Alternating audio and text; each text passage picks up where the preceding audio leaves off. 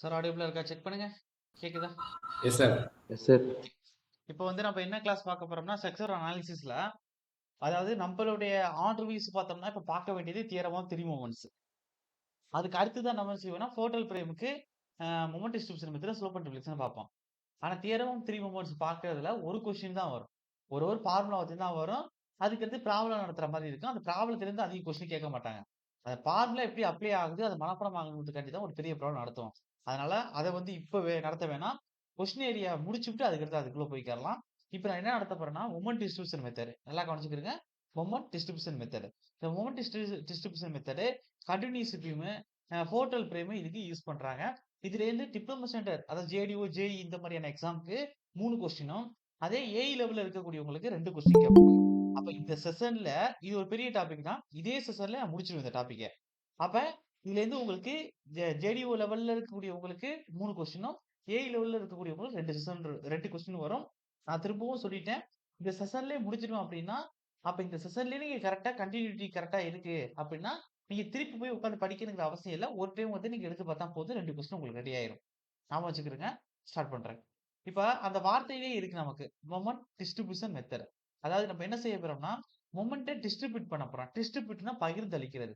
அப்ப எங்கெல்லாம் unbalanced moment வருதோ, அதெல்லாம் நம்ம டிஸ்ட்ரிபியூட் பண்ணணும். அப்ப பகிர்ந்து அளிக்கிறத நம்ம பாட்டுக்கு இந்தா எடுத்து வச்சுக்கன்னு நம்ம குடுக்கக்கூடாது. நம்ம என்ன செய்யணும்? கரெக்ட்டா குடுக்கணும். இப்ப கவர்ன்மென்ட் சைட்லேருந்து ஒரு ஸ்கீம் அ குடுக்குறாங்க அப்டின்னா, அப்ப அது எப்படி குடுப்பாங்கன்னா, அது கஷ்டப்படக்கூடிய மக்கள் பயன்படுத்திக்கிற மாரி சில ப்ரொசீஜர்ஸ் குடுப்பாங்க. அப்ப கவர்ன்மென்ட் வந்து இலவசமா ஒரு பொருள் குடுத்தாலும், இதுல வந்து உங்களுக்கு ஒரு ஸ்கீம் வந்து குடுக்குறாங்க. கஷ்டப்படுறவங்களுக்கு வீடு கட்டி குடுக்குறாங்க அப்டின்னாலுமே, அந்த கஷ்டப்படுற எல்லாருக்கும் வீடு கட்டி குடுக்க மாட்டாங்க. அதுக்குன்னு சில லிமிட்டேஷன் வச்சிருப்பாங்க. அந்த லிமிட்டேஷனுக்கு உள்ள வரக்கூடியவங்களுக்கு வந்து தான் வீடு கட்டி குடுப்பாங்க. அது மாரி மொமெண்ட் டிஸ்ட்ரிபியூட் பண்றோம். அப்ப ஒரு இடத்துல அன்பேலன்ஸ்டான மொமெண்ட் இருக்கு. அப்ப ஈஸியா மொமெண்ட் டிஸ்ட்ரிபியூட் பண்ணோம்னா நம்ம பாட்டுக்கு குடுக்க முடியாது. நீ 10 வச்சுக்க, இங்க 2 வச்சுக்கன்னு. அப்ப கரெக்ட்டா அந்த ஸ்ட்ரக்சருக்கு எவ்வளவு பிரிச்சு குடுக்கணுங்கிற விஷயத்த கண்டுபிடிக்கணும். அப்ப அந்த விஷயத்த கண்டுபிடிச்சு இவ்வளவு தான் குடுக்கணும், இவ்வளவு தான் குடுக்கணும். அப்ப அதெல்லாம் டீட்டெயில்டா அனாலிசிஸ் பண்றது தான் மொமெண்ட் டிஸ்ட்ரிபியூஷன் மெத்தட். இத யாரு இன்ட்ரோடியூஸ் பண்ணியிருப்பாருன்னா, புரொஃபசர் ஹார்டிகிராஸ் 1930ல இன்ட்ரோடியூஸ் பண்ணியிருப்பாரு. 1930ல இன்ட்ரோடியூஸ் பண்ணியிருப்பாரு. அவரு கொண்டு வந்த இந்த ஹார்டிகிராஸ் மெத்தட் தான் பின்னாடி பின்வரும் காலங்கள்ல நம்ப என்விரான்மென்ட் இன்ஜினியரிங்ல எங்கெங்கேனா வாட்டர டிஸ்ட்ரிபியூஷன் பண்றோமோ, அதாவது என்ன சொல்லுவாங்கன்னா, இப்ப ஒரு பெரிய வாட்டர் டேங்க் கட்டுறாங்க. எலிவேட்டர் டேங்க் கட்டுறாங்க. இல்ல சர்ஃபேஸ்ல இருக்க மாரி கட்டுறாங்க. இல்ல அண்டர் வாட்டர்ல இருக்க மாரி கட்டுறாங்க. அப்படி இருக்கக்கூடிய வாட்டர் டேங்க்ல தண்ணீய சேகரிச்சு பொதுமக்களுக்கும் நம்ம என்ன செய்ய விநியோகம் செய்வாங்க. அது எப்படி கொண்டு போவாங்க? பைப் மூலமா கொண்டு போவாங்க. அப்படி பைப் மூலமா கொண்டு போகக்கூடிய இந்த சிஸ்டம் ஒரு 4 சிஸ்டம்ஸ்க்கு கீழ வரும். அதாவது டெட்லியன் சிஸ்டம், கிரீட்டியன் சிஸ்டம், ரேலியஸ் சிஸ்டம், உங்களுக்கு ரெட்டிகுலர் சிஸ்டம்னு சொல்லுவாங்க. ரெக்டாங்குலர் சிஸ்டம்னு சொல்லுவாங்க. அப்ப இந்த 4 டைப்புக்குள்ள வரும். அப்ப அங்க எப்படி பைப்லைன் நெட்வொர்க் வந்து நம்ம கொண்டு போகணுங்கிறதுக்கான டிசைனையும் இந்த மொமெண்ட் டிஸ்ட்ரிபியூஷன் மெத்தட் இன்ட்ரோடியூஸ் பண்ண ஹார்டிகிராஸ் தான் குடுத்திருக்காரு. இந்த மெத்தட் தான் இங்கேயும் எடுத்துக்கிறோம். அப்ப இங்க பார்க்கக்கூடிய இதே மெத்தட் என்விரான்மென்ட் இன்ஜினியரிங்லயும் வாட்டர் டிஸ்ட்ரிபியூஷன் சிஸ்டத்துல பைப்லைன் நெட்வொர்க்குக்கு யூஸ் ஆகுது. இதையும் எக்ஸாம்ல கேட்டிருக்காங்க நமக்கு இங்கே. அப்ப இப்ப நம்ம பார்க்கக்கூடியது மொமெண்ட் டிஸ்ட்ரிபியூஷன் மெத்தட். இதுல தியரட்டிக்கல் ஓரியன்டா என்னென்ன கொஸ்டின் கேட்கலாமோ, அதான் ஃபர்ஸ்ட் பார்க்க போறோம். அதுக்கப்புறம் இதுல ப்ராப்ளமேட்டிக்கா என்னென்ன பார்க்கணும்? அப்ப மொமெண்ட் டிஸ்ட்ரிபியூஷன்ல இருக்கக்கூடிய டெக்னிக்கல் டெர்ம்ஸ் என்ன இருக்கு? அப்ப எப்படி சால்வ் பண்ணணும்? அப்படின்னு அது உள்ளுக்குள்ள பார்க்குற மாரி இருக்குங்க. கான்செப்ட் ஓரியன்டடா. சரி ஓகே. சார் கேக்குது தானே எல்லாருக்கும்? Yes sir. ஓகே. இப்ப எழுதிக்கிறீங்க. Moment distribution method. Moment distribution method.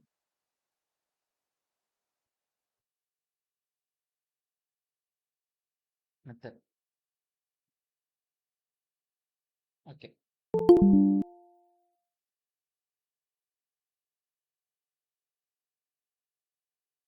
ஒரு பாயிண்ட் எழுதுங்க. இது யார் இன்ட்ரோடியூஸ் பண்றாருன்னா, இன்ட்ரோடியூஸ்டு பை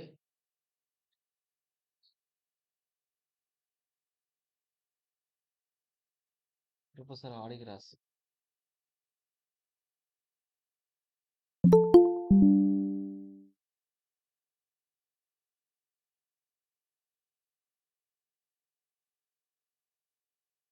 அதுக்கடுத்து எப்போ கொண்டாந்தாருன்னா 1930ல அனாலிசிஸ் ஆஃப் ஸ்ட்ரக்சர்னு இன்ட்ரோடியூஸ் பண்ணாரு. Analysis of structure.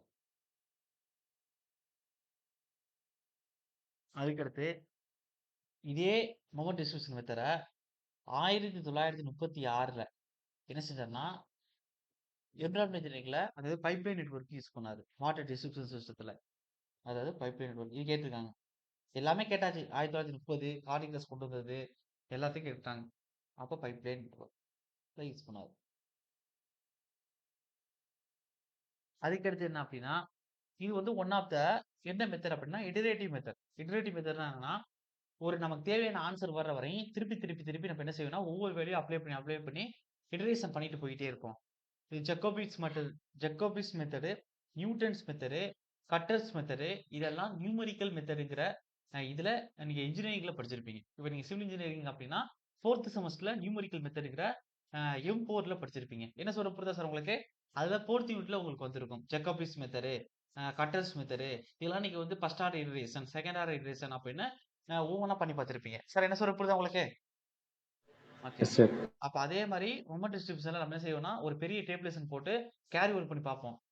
Moment balance ஆகுதான்னு. அப்படி மொமெண்ட் பேலன்ஸ் ஆகலாட்டி, மறுபடியும் என்ன செய்வோம்? டிஸ்ட்ரிபியூஷன் ஃபேக்டரோட பெருக்கி, அதுக்கடுத்து ஃபைனல் மொமெண்ட் கண்டுபிடிச்சு, கேரி ஓவர் பண்ணி, அதுக்கடுத்து ஃபைனல் மொமெண்ட் கண்டுபிடிச்சு, அப்ப பாக்க கரெக்ட்டா பேலன்ஸ் ஆகுதான்னு பார்ப்போம். அப்பயும் பேலன்ஸ் ஆகலாட்டி, இது அப்படியே திருப்பி எப்ப பேலன்ஸ் ஆகுதோ மொமெண்ட், அது வரையும் திருப்பி டேபிளேஷன் ரிப்பீட் பண்ணிக்கிட்டே இருக்கணும். அதனால தான் இது என்ன செய்றோம்? ஒரு இட்டரேட்டிவ் மெத்தட், இட்டரேஷன் மெத்தட் அப்படின்னு சொல்றோம். Okay. Iterative method.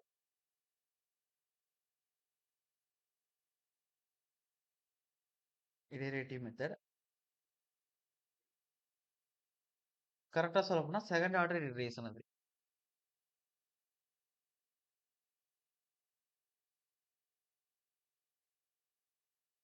Second order iteration.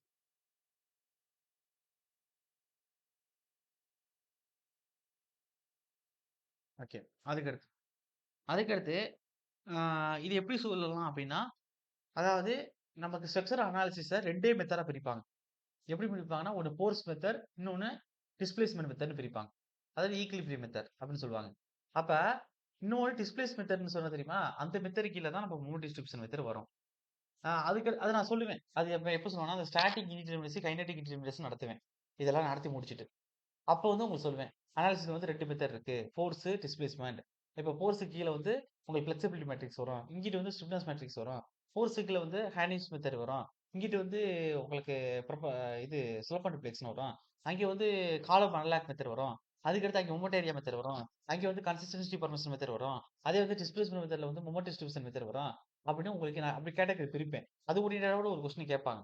அது இந்த இடத்துல பார்க்க வேணாம். நான் ஸ்ட்ரக்சர் வந்து இன்டிடெர்மினஸ், கைனமேட்டிக் இன்டிடெர்மினசி, ஸ்டாட்டிக் இன்டிடெர்மினசி நடத்துவேன். அப்ப அத சொல்லிக்கலாங்கிறதுக்காண்டி வச்சிருக்கேன். இப்ப இது வந்து எது கீழ வரும் அப்டின்னா, டிஸ்பிளேஸ்மென்ட் மெத்தட் கீழ வரும். ஞாபகம் வச்சுக்கிருங்க. எக்ஸாம்ல கேட்டுருக்காங்க. அப்ப மொமெண்ட் டிஸ்ட்ரிபியூஷன் மெத்தட் எதுல வரும்? டிஸ்பிளேஸ்மென்ட் மெத்தட்ல வரும். This is one of the displacement method.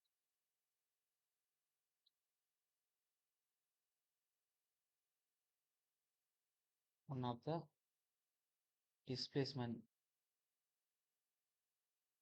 Method. Okay. இப்ப அடுத்து என்ன பார்க்க போறோம்னா, இத எப்படி கூப்பிடலாம்னா, ஸ்டிப்னஸ் மெத்தட்ன்னு சொல்லலாம். இப்ப also called stiffness method. Okay. அத நான் இங்க எழுத வேணாம். நம்ம தேவையான இடத்துல அத எழுதிக்கலாம். ஆ டிஸ்பிளேஸ்மென்ட் மெத்தட் ஆர் ஈக்விலிபிரியம் மெத்தட்ன்னு போட்டுக்கலாம். Equilibrium method. இதுல எல்லாமே கொஸ்டின் எக்ஸாம்ல கேட்டாச்சு. யார் இன்ட்ரோடியூஸ் பண்ணதுன்னு பொறுத்துக்கல கேட்டாச்சு ஹார்டிகிராஸ்.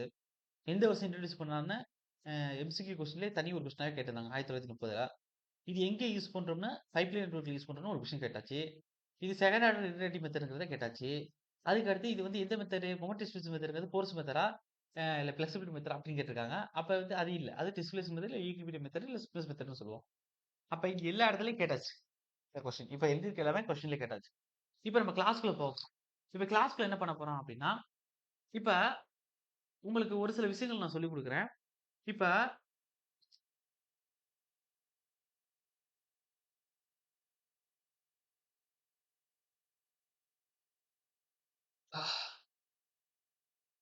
இப்ப இப்டி இருக்கு. இதுல ஒரு லோட் ஆக்ட் ஆகுது. டபிள்யூங்கிற லோட். அப்ப இதுல எந்த அளவுக்கு வளையும்னா சாரி அதாவது இந்த அளவுக்கு டிஸ்பிளேஸ்மெண்ட் நடக்கும். இந்த அளவுக்கு டிஸ்பிளேஸ்மெண்ட் நடக்கும். ஓகே.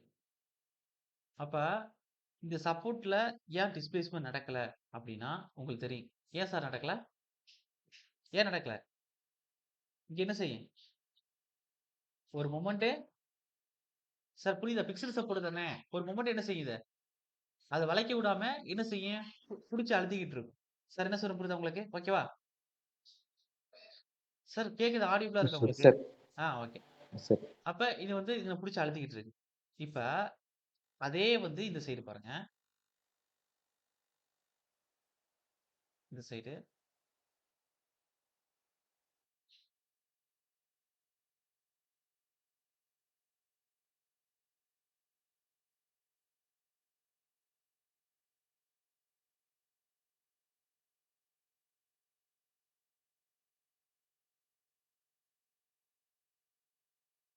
இப்ப இங்க சிம்பிளி சப்போர்ட் குடுக்குறோம்.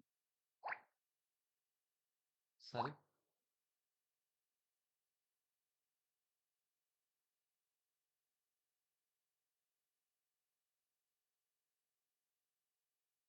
இங்க ஒரு கிஞ்சிட்டு குடுக்குறேன்.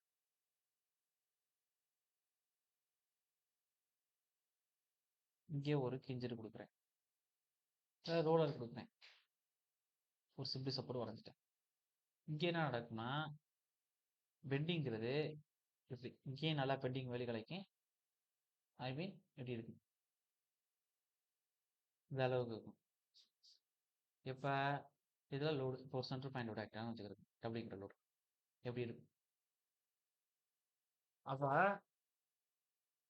இப்ப இது மூலம் என்ன தெரியுது அப்படின்னா இப்ப நீங்க சொல்லுங்க சார். இப்ப எனக்கு இந்த சிம்பிளி சப்போர்ட்ல நல்லா கவனிக்கணும். இங்க எனக்கு ரொட்டேஷனல்னு கிடைச்சிருக்கும். 2 இதுலயும் தீட்டா அதாவது ரொட்டேஷனல். இப்ப இது ஏன்னு வச்சுக்கிறோம். இது பின்னு வச்சுக்கிறோம். ரொம்ப கவனமா இருக்கணும். அப்ப தீட்டா ஏன்னு கிடைச்சிருக்கு எனக்கு. தீட்டா பி இங்க கிடைச்சிருக்கு. அப்படிங்கிற லோடு ஆக்ட் ஆகும்போது. அப்ப இந்த இடத்துல பெண்டிங் மோட் என்ன சார் இருக்கும்? பெண்டிங் மோட் வருமா? என்னோட சிம்பிளி சப்போர்ட்ல பெண்டிங் மோட் வருமா? சார் அதாவது உங்களுக்கு பிக்சர்ல பெண்டிங் மோட் கண்டுபிடிக்கிறீங்க அப்படின்னா அது என்ன செய்யுது? பிக்ஸ்டு சப்போர்ட் ஒரு மொமெண்ட் ரியாக்ஷன் குடுக்குது. அப்ப எம்ஏங்கிற ஒரு வேல்யூ இங்க கிடைக்கும். நான் சிம்பிளி சப்போர்ட்ல எப்படி பார்த்தாலும் ஒரு எண்ட் ஹிஞ்ச்டா இருக்கும். ஒரு பக்கம் ரோலர் இருக்கும். ஹிஞ்சுக்கு எனக்கு மொமெண்ட் ரியாக்ஷன் வராது. ரோலருக்கு ஒரு மொமெண்ட் ரியாக்ஷன் வராது. அப்ப அங்க வந்து எந்த அளவுக்கு நம்ம அழுத்துறோமோ அந்த அளவுக்கு வளைஞ்சு கொடுக்கும். அப்போ ஒரு ரியாக்ஷன் கிரியேட் ஆகுமா மொமெண்ட்ட பொறுத்து? சார் நான் புரியுதா என்ன சொல்றேன் உங்களுக்கு? ஏன் இந்த ஆமா. மொமெண்ட்ட பொறுத்து ரியாக்ஷன் கிரியேட் எப்படி ஆமா. உங்களுக்கு ஹிஞ்சுக்கு இல்ல ரோலருக்கு எப்படி உங்களுக்கு மொமெண்ட் ரியாக்ஷன் டெவலப் ஆகும்னு நீங்க நினைச்சிட்டு அமைதியா இருக்கீங்க? ஒரு ஹிஞ்சுக்கு எப்படி மொமெண்ட் ரியாக்ஷன் டெவலப் ஆகும் உங்களுக்கு? பிக்ஸ்டு சப்போர்ட் பொறுத்து தானே மொமெண்ட் ரியாக்ஷன் டெவலப் ஆகும். Yes, sir.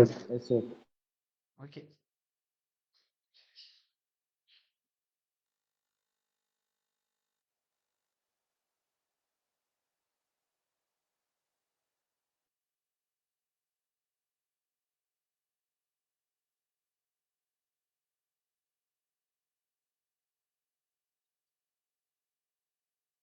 அப்ப நான் இப்ப என்ன தெரிஞ்சுக்கிறேன் இது மூலம் அப்படின்னா, எனக்கு இங்க ரியாக்ஷன் டெவலப் பண்ணாது.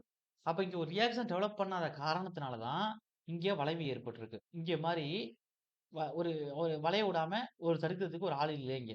அப்ப இங்க வளைவு ஏற்பட்டிருக்கு. அப்ப இங்க பெண்டிங் மோட் 0. அப்ப பெண்டிங் மோட் 0 அப்படின்னா, அங்க ரியாக்ஷன் எதுவுமே டெவலப் ஆகாது. அப்ப இங்கேயும் சப்போர்ட்ல பெண்டிங் மோட் 0. இதே ஒரு ஒரு டைம் எக்ஸாம்பிள் கேட்டிருக்காங்களே. அப்ப 2 சிம்பிளி சப்போர்ட்ல பெண்டிங் மோட் 0. ஆக எந்த ஒரு ரியாக்ஷனும் டெவலப் பண்ணாது. நீங்க எந்த அளவுக்கு அழுத்துறீங்களோ அந்த அளவுக்கு அது வளைஞ்சு கொடுக்கும். இதான் அதுக்கான அர்த்தம். அப்ப இந்த கேஸ்ல அதாவது கேஸ் 1ல நமக்கு என்ன தெரியுது அப்படின்னா, நம்ம ஒரு லோடு அப்ளை பண்றோம். அந்த லோடு எல் டிஸ்டன்ஸ் டிராவல் ஆகுது. அப்ப எல் டிஸ்டன்ஸ் டிராவல் ஆகும்போது, அது ஒரு சப்போர்ட்ல ஒரு பெண்டிங் அதாவது சாரி ஒரு மொமெண்ட் ரியாக்ஷன் கிரியேட் ஆகுது. அந்த மொமெண்ட் ரியாக்ஷன் என்ன செய்யுதுன்னா, நான் எந்த அளவுக்கு லோடு அப்ளை பண்றேனோ, அதுக்கு அத வந்து வளைக்க விடாத அளவுக்கு பண்ணுது. இதுக்கு எக்ஸாம்பிளா ஒரு ஸ்டீல் ஸ்கேல் எடுத்துக்கிட்டு ஒரு பக்கம் பிக்ஸ்டு மாரி நீங்க கைய வச்சு புடிச்சுக்கங்க. அது ஒரு எண்ட்ல வந்து வச்சு வளையுங்க. வளைச்சா எப்படி இருக்கும்னா, நீங்க கை பிடிச்சிருக்கிற இடத்துல இருந்து குறிப்பிட்ட தூரம் வரையும் அந்த ஸ்கேல் வளையாது. குறிப்பிட்ட தூரத்துக்கு அப்புறம் தான் வளையும். அப்ப இதான் கான்செப்ட். அப்ப நல்லா கவனிக்கணும். இப்ப நான் என்ன செய்ய போறேன் அப்படின்னா, அதாவது நான் இப்படி அழுத்துறேன். இங்க வந்து ஒரு தீட்டா வந்து வளையுது. அதே கிஞ்சிட்டா இருந்துச்சுன்னா. அதே இங்கிட்டு ரோலா இருக்கும்போது இங்கிட்டும் ஒரு இது வளையுது. இப்ப நான் இதுல என்ன செய்ய போறேன்னா, ஒரு ரொட்டேஷனல் ஸ்டிஃப்னஸ்ங்கிற ஒரு கான்செப்ட்ட இன்ட்ரோடியூஸ் பண்ண போறேன். அது என்ன சார் ரொட்டேஷனல் ஸ்டிஃப்னஸ் அப்படின்னா, அதுக்கு முன்னாடி ஸ்டிஃப்னஸ்னா என்னன்னு நீங்க தெரிஞ்சுக்கணும். ஸ்டிஃப்னஸ்னா என்னன்னா, இப்ப நான் ஒரு மெம்பர்ல ஒரு பிரிஸ்மேட்டிக் மெம்பர்ல நான் ஒரு லோடு குடுக்குறேன். Pங்கிற அளவுக்கு லோடு குடுக்குறேன். இந்த லோடு குடுக்கும் பொழுது, இந்த மெம்பர் என்ன ஆகும்னா, டெல்டா அளவுக்கு எக்ஸ்பேண்ட் நடக்கும். ஏன்னா குடுக்கக்கூடிய நான் லோடோட டைப் வந்து டென்சைல் லோடு. அப்ப இது டெல்டா அளவுக்கு எக்ஸ்பேண்ட் நடக்கும். அப்ப நல்லா கவனிங்க. அதாவது டெல்டா ஈக்குவல் டூ 1 mm. அதாவது 1 யூனிட் இன் mmல, இல்ல மீட்டர்ல, இல்ல சென்டிமீட்டர்ல உள்ளுக்குள்ள டிஸ்பிளேஸ்மென்ட் நடக்கிறதுக்கு, நான் எந்த அளவுக்கு லோடு குடுத்திருக்கனோ, அந்த லோடு எக்ஸ். ஓகே. ஒரு லோடு குடுத்திருப்பேன். எந்த அளவுக்கு லோடு குடுத்திருக்கனோ, அது எக்ஸ்ங்கிற அளவு லோடு குடுத்திருப்பேன். எப்ப 1 mm நல்லா கவனிக்கணும். 1 mm டிஸ்பிளேஸ்மென்ட் நடக்கிறதுக்கு, நான் எந்த அளவுக்கு எக்ஸ்ங்கிற லோட குடுத்திருக்கனோ, அதுதான் என்னோட ஸ்டிஃப்னஸ்ன்னு சொல்லுவாங்க. சார் எல்லாம் என்ன சொல்றேன் புரியுதா உங்களுக்கு? ஓகேவா? ஓகே தானே? அப்ப ஓகே சார். ஸ்டிஃப்னஸ்க்கான விஷயம் என்ன அப்படின்னா, அப்ப stiffness K equal to P by delta. இதான் ஸ்டிஃப்னஸ்க்கான விளக்கம். எல்லாருக்கும் புரியுதா சார்? ஓகே தானே? Yes sir. ஓகே. இப்ப அடுத்து நல்லா கவனிங்க. Rotational stiffness.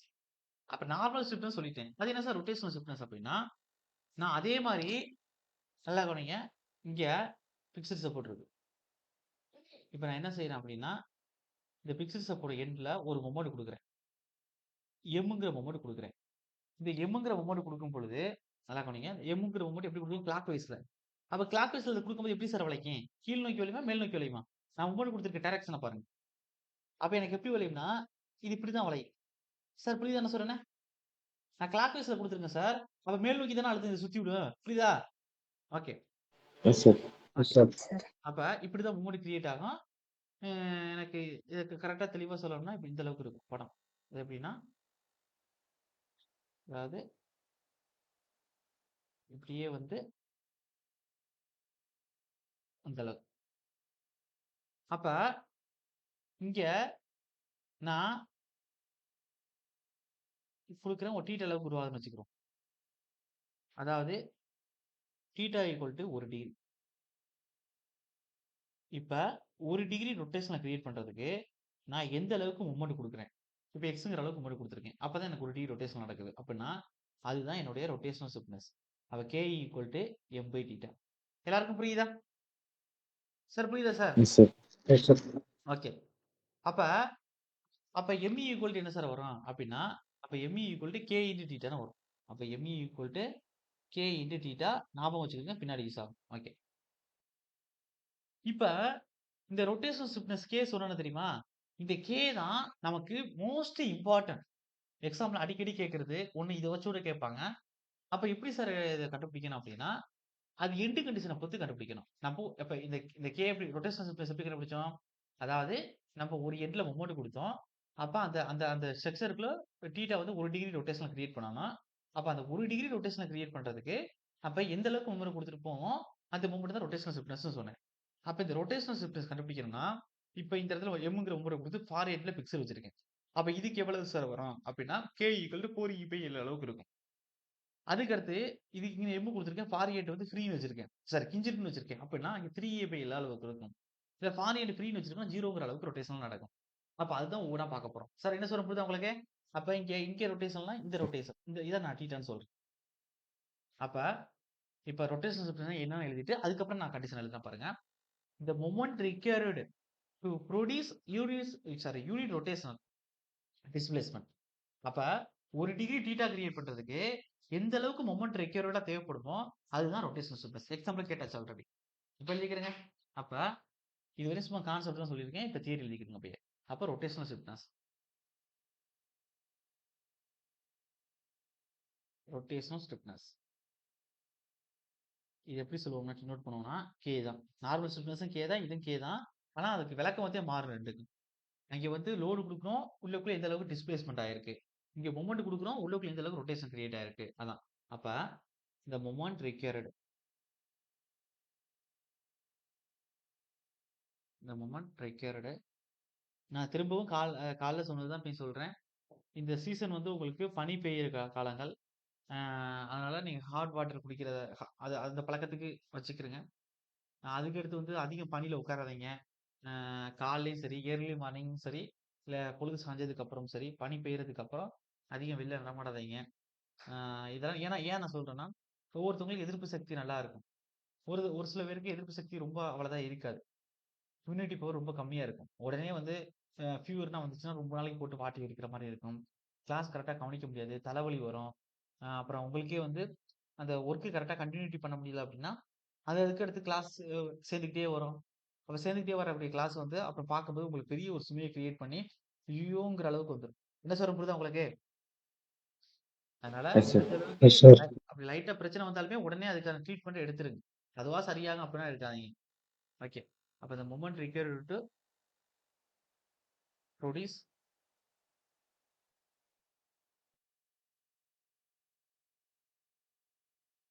unit rotational displacement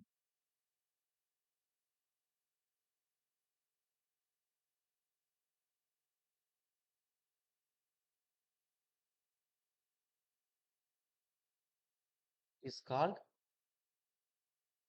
இதுதான் நான் சொன்ன rotational stiffness. rotational stiffness. அப்ப the moment required to produce unit rotational, அதுக்கான அர்த்தம் என்னன்னா யூனிட் வந்து 1, rotational theta. அப்ப theta equal to 1 degree. இதை கிரியேட் பண்றதுக்கு எந்த அளவுக்கு டிஸ்பிளேஸ்மெண்ட் கொடுக்குறோம், இந்த டிஸ்பிளேஸ்மெண்ட் உருவாக்குறதுக்கு எந்த அளவுக்கு மொமெண்ட் கொடுக்குறோம், இல்ல மொமெண்ட் எந்த அளவுக்கு தேவைப்படுது அப்படிங்கிறது தான் ரொட்டேஷனல் ஸ்டிஃப்னஸ் சொல்லுவாங்க. இப்போ 3 கேஸ் எழுதிக்கிறங்க. கேஸ் நம்பர் 1 மோஸ்ட் இம்பார்ட்டன்ட், அதிகமாக எக்ஸாம்ல கேட்கக்கூடிய கொஸ்டின். அப்ப கேஸ் 1 என்னன்னா, என்னுடைய ஃபார் எண்ட் வந்து பிக்சரா இருக்கு. when ஃபார் எண்ட் பிக்சர்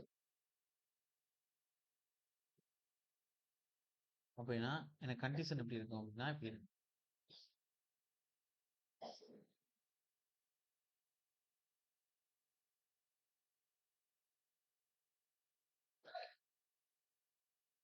மேல கொடுத்ததே தான் எம்ங்கிற அளவுக்கு இருக்கும். இப்ப எனக்கு இந்த அளவுக்கு டிஸ்பிளேஸ்மெண்ட் ஆகும்.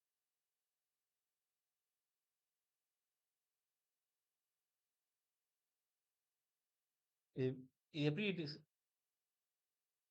இது எப்படி வளையும் அப்படின்னா, இது மேல் நோக்கி வளையும். கிளாக் வைஸ் மூவ்மெண்ட்னால இந்த அளவுக்கு இருக்கும். அப்ப எந்த அளவுக்கு ரொட்டேஷனல் ஸ்டிஃப்னஸ் இங்க ஃபார் எண்ட் பிக்சல்னா கிரியேட் ஆகும் அப்படின்னா தீட்டா. ஓகே. அப்படின்னா k ஈக்குவல் டு 4 EI வகுத்தல் 7ங்கிற அளவுக்கு. இந்த டிஸ்டன்ஸ் தான் நான் 7ன்னு வைக்கிறேன். ஓகே. இப்போ அடுத்து ரெண்டாவது கேஸ். என்னுடைய ஃபார் எண்ட் கிஞ்சிடாரு. அப்ப கேஸ் 2 ஃபார் எண்ட் கிஞ்சிடு.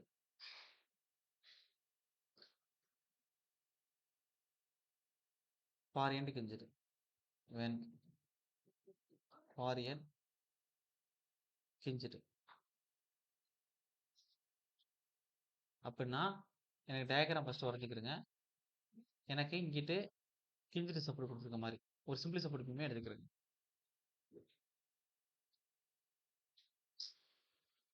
ஓகே. இப்படி எடுத்துக்கிறேங்க. நான் லோடே இங்க கொண்டு வரல. லோடு உள்ளுக்குள்ள டிஸ்பிளேஸ்மெண்ட் டெல்டாவை பத்தி பேசுவேன். மொமெண்ட் கொடுத்து ரொட்டேஷன் ஸ்டிஃப்னஸ் தான் கண்டுபிடிக்கிறேன் நான். அப்ப அதே மாதிரி இங்க நான் மொமெண்ட் கொடுக்குறேன். எம்ங்கிற அளவுக்கு மொமெண்ட் கொடுக்குறேன். அப்ப இதுல எப்படி வளையும் அப்படின்னா இந்த அளவுக்கு வளையும். இந்த அளவுக்கு வளையும். இந்த இடத்துல வந்து எனக்கு தீட்டா ஏ கிரியேட் ஆகும். ஏன்னு கொடுத்தோம்னா இங்க பின்னு கொடுத்தோம்னா இங்க தீட்டா பிங்கிறது கிரியேட் ஆகும்.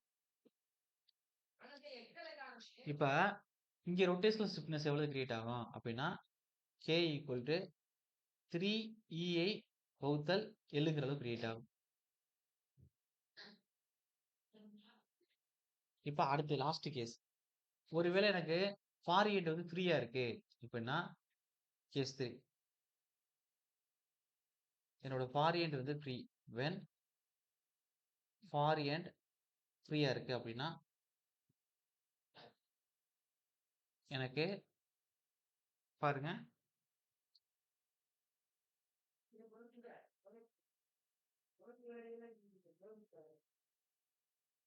இப்ப இங்க ஒரு சப்போர்ட் கிட்டத்தட்ட கேன்டிலீவர் மாதிரி ஃபாரின் பிரி அப்படின்னா இங்க எம்ங்கிற ரொட்டேஷன் கொடுக்கும்போது இது எப்படி பெண்ட் ஆகும்னா இந்த அளவுக்கு பெண்ட் ஆகும்.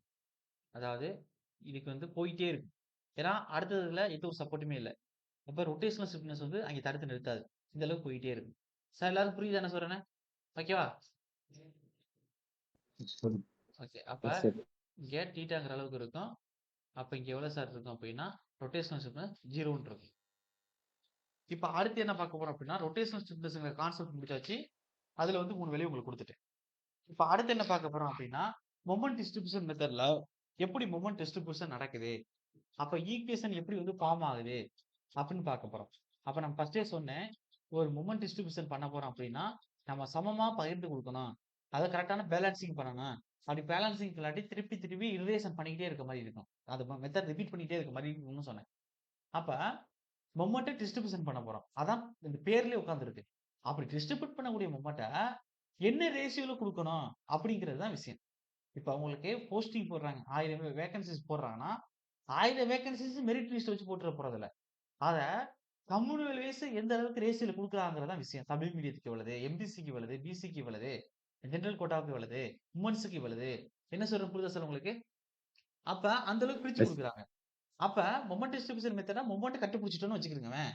கண்டுபிடிச்ச மொமெண்ட்ட பிரிச்சு குடுக்கணும்ல. அதுக்கு என்ன ரேஷியோன்னு கண்டுபிடிக்கணும்ல. அந்த ரேஷியோ கண்டுபிடிக்கிறது தான் டிஸ்ட்ரிபியூஷன் ஃபேக்டர்ன்னு சொல்லுவாங்க. அப்ப அந்த பகிர்வு காரணி தமிழ்ல. அந்த டிஸ்ட்ரிபியூஷன் ஃபேக்டர கண்டுபிடிச்சா தான் எந்த ரேஷியோல பிரிச்சு குடுக்க முடியும்னு தெரியும் நமக்கு. சார் எல்லாருக்கும் புரியுதானே உங்களுக்கு? ஓகேவா? yes, sir. Okay. Yes, sir. அதுக்கு அடுத்து இப்ப உங்களுக்கு இன்னொரு டவுட் வரும். சார் அது ஓகே எங்களுக்கு. இப்ப நீங்க ஒண்ணு சொன்னீங்கல்ல, ரொட்டேஷனல் ஸ்டிஃப்னஸ்ன்னு. இது எதுக்காண்டி சார் படிக்கணும் இந்த சாப்டர்ல அப்படின்னா, இப்ப ஒரு மொமெண்ட்ட பிரிச்சு குடுக்க போறோம். இப்ப ஒரு ரூ. 10ங்கிற காச ஒரு ஆளுக்கு ரூ. 6 ஒரு ஆளுக்கு ரூ. 4 பிரிச்சு குடுக்குறோம்னா, எப்படி பிரிச்சு குடுக்குறோம்? ரூ. 6 கூட பிரிச்சு குடுக்குறோம்னா, அவர்ட்ட வந்து அந்த அளவுக்கு டிமாண்ட் தேவைப்படுது. அவருக்கு அந்த அளவுக்கு வந்து நெசசரி இருக்கு. பாவம் அப்படிங்கிறதுனால ரூ. 6 குடுக்குறோம். இன்னொருத்தர் ரூ. 4னா இவருக்கு ரூ. 4 குடுத்தா போதுங்கிற அளவுக்கு நம்ம தெரிஞ்சது தான் குடுக்குறோம். என்ன சொல்றேன் புரியுதா உங்களுக்கு? அதே மாரி, உங்களுக்கு மொமெண்ட்ட பிரிச்சு குடுக்கக்கூடிய அந்த ஃபாரின்ல இருக்கக்கூடிய சப்போர்ட் நமக்கு பிக்ஸ்டா இருந்துச்சுன்னா, அவர் எந்த அளவுக்கு ரெஜிஸ்ட்ரேஷன் குடுப்பார்ன்னா, 4EA அளவுக்கு குடுப்பாரு. 4EA/L அளவுக்கு குடுப்பாரு. அப்ப அவருக்கு வந்து கம்மியா குடுத்தா போதும். அதே வந்து கிஞ்சிட் சப்போர்ட்டா இருந்தா 3EA/L அளவுக்கு குடுப்பாரு. அவருக்கு எப்படி குடுக்கணும் உங்களுக்கு? கொஞ்சம் கூடுதலா குடுக்குற மாரி இருக்கும். சார் என்ன சொல்றேன் புரியுதா உங்களுக்கு? ஓகே. அதுக்காண்டி தான் அந்த Sir. ஃபாரின்ல வந்து எப்படி இருக்கு? யார் யார் எப்படின்னு கண்டுபிடிக்கணும்ல நீங்க. அப்படிங்கிறதுக்காண்டி தான் என்ன செய்யணும்னா, அந்த ரொட்டேஷனல் டிஸ்டன்ஸ் கண்டுபிடிச்சோம் இப்ப. ஃபிக்ஸ்டா இருந்துச்சுன்னா அப்படி இருக்கும். கிஞ்சிடா அப்படிதான் இருந்துச்சுன்னா, நீங்க மொமெண்ட் குடுக்குறதுக்கு ஆப்போசிட்ல இருக்கிறதுக்கு. அப்ப இங்க மொமெண்ட் இருக்கு. இத தான் நீங்க டிஸ்ட்ரிபியூட் பண்ண போறீங்க. யாருக்கு டிஸ்ட்ரிபியூட் பண்ண போறீங்க? அடுத்த எண்ட்ல இருக்கக்கூடிய ஒரு நபருக்கு. அப்ப இந்த அடுத்த நபர் இருக்கக்கூடிய எண்ட்ல இருக்கக்கூடிய நபர் வந்து தன்னுடைய ஸ்டிஃப்னஸ் எதிர்ப்பு தன்மை எவ்வளவு குடுக்குறாரு? 0 தான் குடுக்குறாரு. அப்ப என்ன செய்யணும் இவருக்கு? இவர்ட்ட எதுவுமே இல்ல. அப்ப இவருக்கு தகுந்த மாரி எல்லாமே குடுக்கணும். அதே வந்து இங்க இருக்கக்கூடியவர் என்ன குடுக்குறாருன்னா, 3/7 அளவுக்கு இவரு என்ன செய்றாரு? தடுத்து நிறுத்துறாரு. அப்ப அவர் தடுத்து நிறுத்துற அளவுக்கு அளவுக்கு இவரு குடுத்தா போதும். மேல உள்ளது 4/7 அளவு. அந்த அளவுக்கு குடுத்தா மட்டும் போதும். சார் என்ன சொல்றேன் புரியுதா உங்களுக்கு? ஓகே. Yes, sir. Yes, அப்ப sir. இப்ப நம்ம கண்டுபிடிக்கிறது என்னன்னா, ஒரு டிஸ்ட்ரிபியூஷன் ஃபேக்டர். ஒரு பகிர்வு காரணி தான் கண்டுபிடிக்க போறோம். எந்த ரேஷியோல பிரிச்சு குடுக்கணும். அப்ப அந்த எந்த ரேஷியோல பிரிச்சு குடுக்கணுங்கிற விஷயம் தெரியணும்னா, ஃபர்ஸ்ட் யார் யாரு எப்படின்னு தெரிஞ்சுக்கணும். அப்ப ஃபாரின்ல பிக்ஸ்டா இருந்தா அவர் எப்படி ரியாக்ட் பண்ணுவாரு? 4EA/L அளவுக்கு ரொட்டேஷனல் ஸ்டிஃப்னஸா குடுப்பாரு. ஹிஞ்சுடா இருந்தா எப்படி இருக்கும்? ஃப்ரீயா இருந்தா எப்படி இருக்கும்? அப்ப அத ஃபர்ஸ்ட் படிச்சோம். இப்ப 2வது ஸ்டெப் என்ன செய்யணும்? என்ன ரேஷியோல பிரிச்சு குடுக்கணும்? இப்ப ஃபாரின் பிக்ஸ்டு 4EA/L அளவுக்கு அவர வந்து நம்மள தடுத்து நிறுத்துறாரு. அப்ப அவருக்கு எந்த ரேஷியோல குடுக்கணும்? அதான் இப்ப பார்க்க போறோம். ஓகே. அதுக்கு ஒரு சின்ன டயகிராம் வச்சு தான் இதுக்கு டெரிவேஷன் போணும். டெரிவேஷன் வரும். நான் லாஸ்ட்டா சொல்றேன். அடுத்து நோட் பண்ணிக்கிறேங்க. ஓகே. அதாவது எழுதிக்கிறேங்க. மொமெண்ட் டிஸ்ட்ரிபியூஷன் டிஸ்ட்ரிபியூஷன்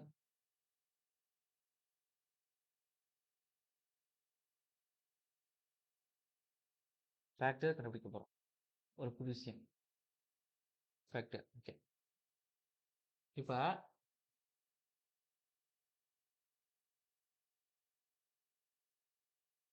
இங்க இப்படி வரைஞ்சுக்கிறேங்க.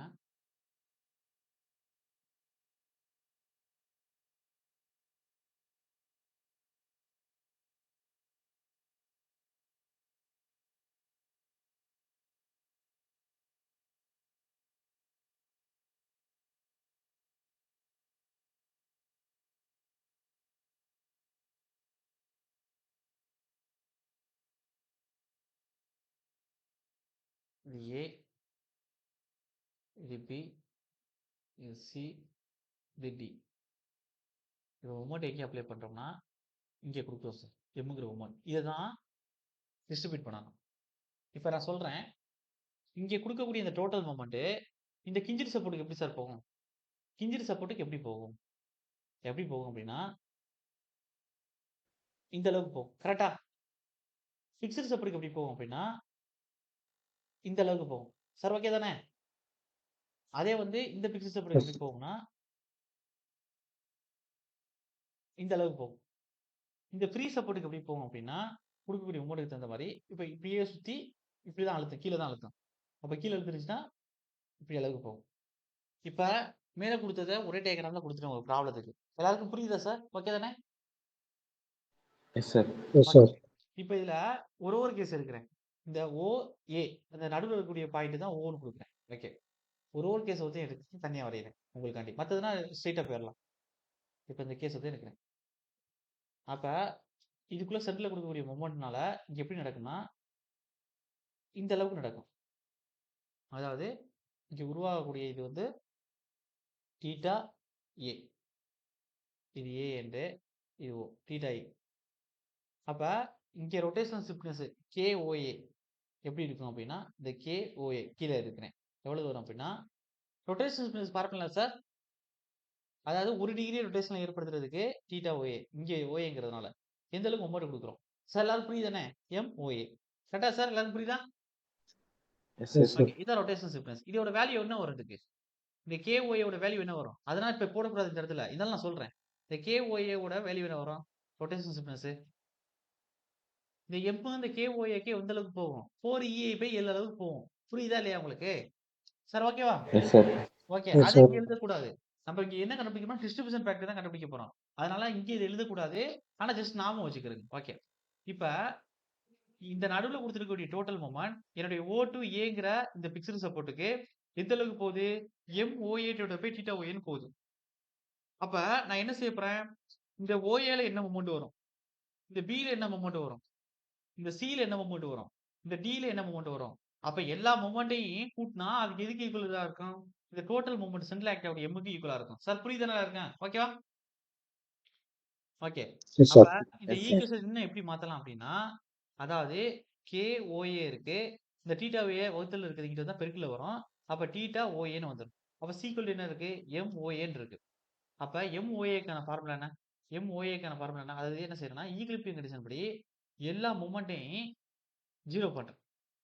அப்ப என்ன செய்யறேன்னா அதாவது என்னோடக்கு MOA வந்து இதுல கிடைக்கும். எதுல? இதுல கிடைக்கும். இதுல என்ன கிடைக்கும்? MOPங்கிறது கிடைக்கும். OBங்கிறது கிடைக்கும்.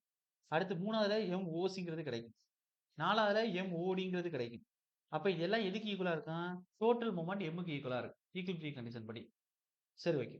இப்ப அடுத்து என்ன செய்ய போறோம் அப்படின்னா MOAக்கு என்ன சார் ஃபார்முலா? MOAக்கு என்ன formula? KOA into theta OA. அப்ப Theta OA, sir. இதுக்கு பதிலா என்ன எழுத போறோம் அப்படின்னா KOA into theta OA plus. இப்போ உங்களுக்கு டவுட் வரும் சார், இப்போ ஏன் அதுக்கு டெரிவேஷன் கொடுத்துட்டு இருக்கீங்க அப்படின்னா இப்போ நான் ஒரு டேபிளேஷன் கொடுப்பேன் உங்களுக்கு. அந்த டேபிளேஷன் புரியணும்னா ஃபர்ஸ்ட் கான்செப்ட் ஏன் அதை பண்றோம்னு புரியணும். அப்பதான் உங்களுக்கு ஒரு இடத்துல கொண்டு போய் ஏன் அது பண்றோம், ஏன் கேரி ஓவர் பண்றோம், ஏன் வந்து நமக்கு அன்பேலன்சிங் இருக்கிற பேலன்சிங் பண்றோம். பேலன்சிங் பண்ணும்போது ஃபாரின் பிக்ஸ்டா இருந்துச்சுன்னா கொடுக்குறோம், வேல்யூ கொடுக்குறோம். அதே கிஞ்சிட்டா இருந்துச்சுன்னா அது வேற மாதிரி நம்ம டிஸ்ட்ரிபியூட் பண்றோம். அப்படிங்கிறத உங்களுக்கு புரியணும். அப்ப இப்ப நான் ஒவ்வொரு ஸ்டெப்பா பண்ண பண்ண ஒரு ஐடியா கிடைக்கும் உங்களுக்கு. அதுக்காக தான் இப்போ எம்ஓபிக்கு பண்ணா என்ன வரும்? KOB இன்டு தீட்டா OBன்னு கிடைக்கும். இதே மாதிரி தான் எல்லாத்தையும் கிடைக்கும். ஓசிக்கு KOC சபிக்ஸ்ல தீட்டா சபிக்ஸ்ல OC, KOD சபிக்ஸ்ல தீட்டா ODங்கிறது கிடைக்கும். சீக்வல் டோட்டல் மொமெண்ட் எம்முக்கு ஈக்குவல். இப்போ நமக்கு என்னன்னா நான் அஸ்யூம் பண்றேன் காம்பேட்டபிலிட்டி கண்டிஷன் படி. அதாவது காம்பேட்டபிலிட்டி கண்டிஷன் படி என்ன செய்யறேன்னா எனக்கு எம்முலால இந்த ஓஏல ஏற்படக்கூடிய ரொட்டேஷனல் தீட்டா OA, இந்த ஓபியில் ஏற்படக்கூடிய ரொட்டேஷனல் தீட்டா OB, ஓசியில் ஏற்படக்கூடிய தீட்டா OC, ஓடியில் ஏற்படக்கூடிய தீட்டா OD, இது எல்லாமே எனக்கு சமம்னு காம்பேட்டபிலிட்டி கண்டிஷன் படி ஈக்குவல் பண்றேன். அப்ப காம்பேட்டபிலிட்டி கண்டிஷன்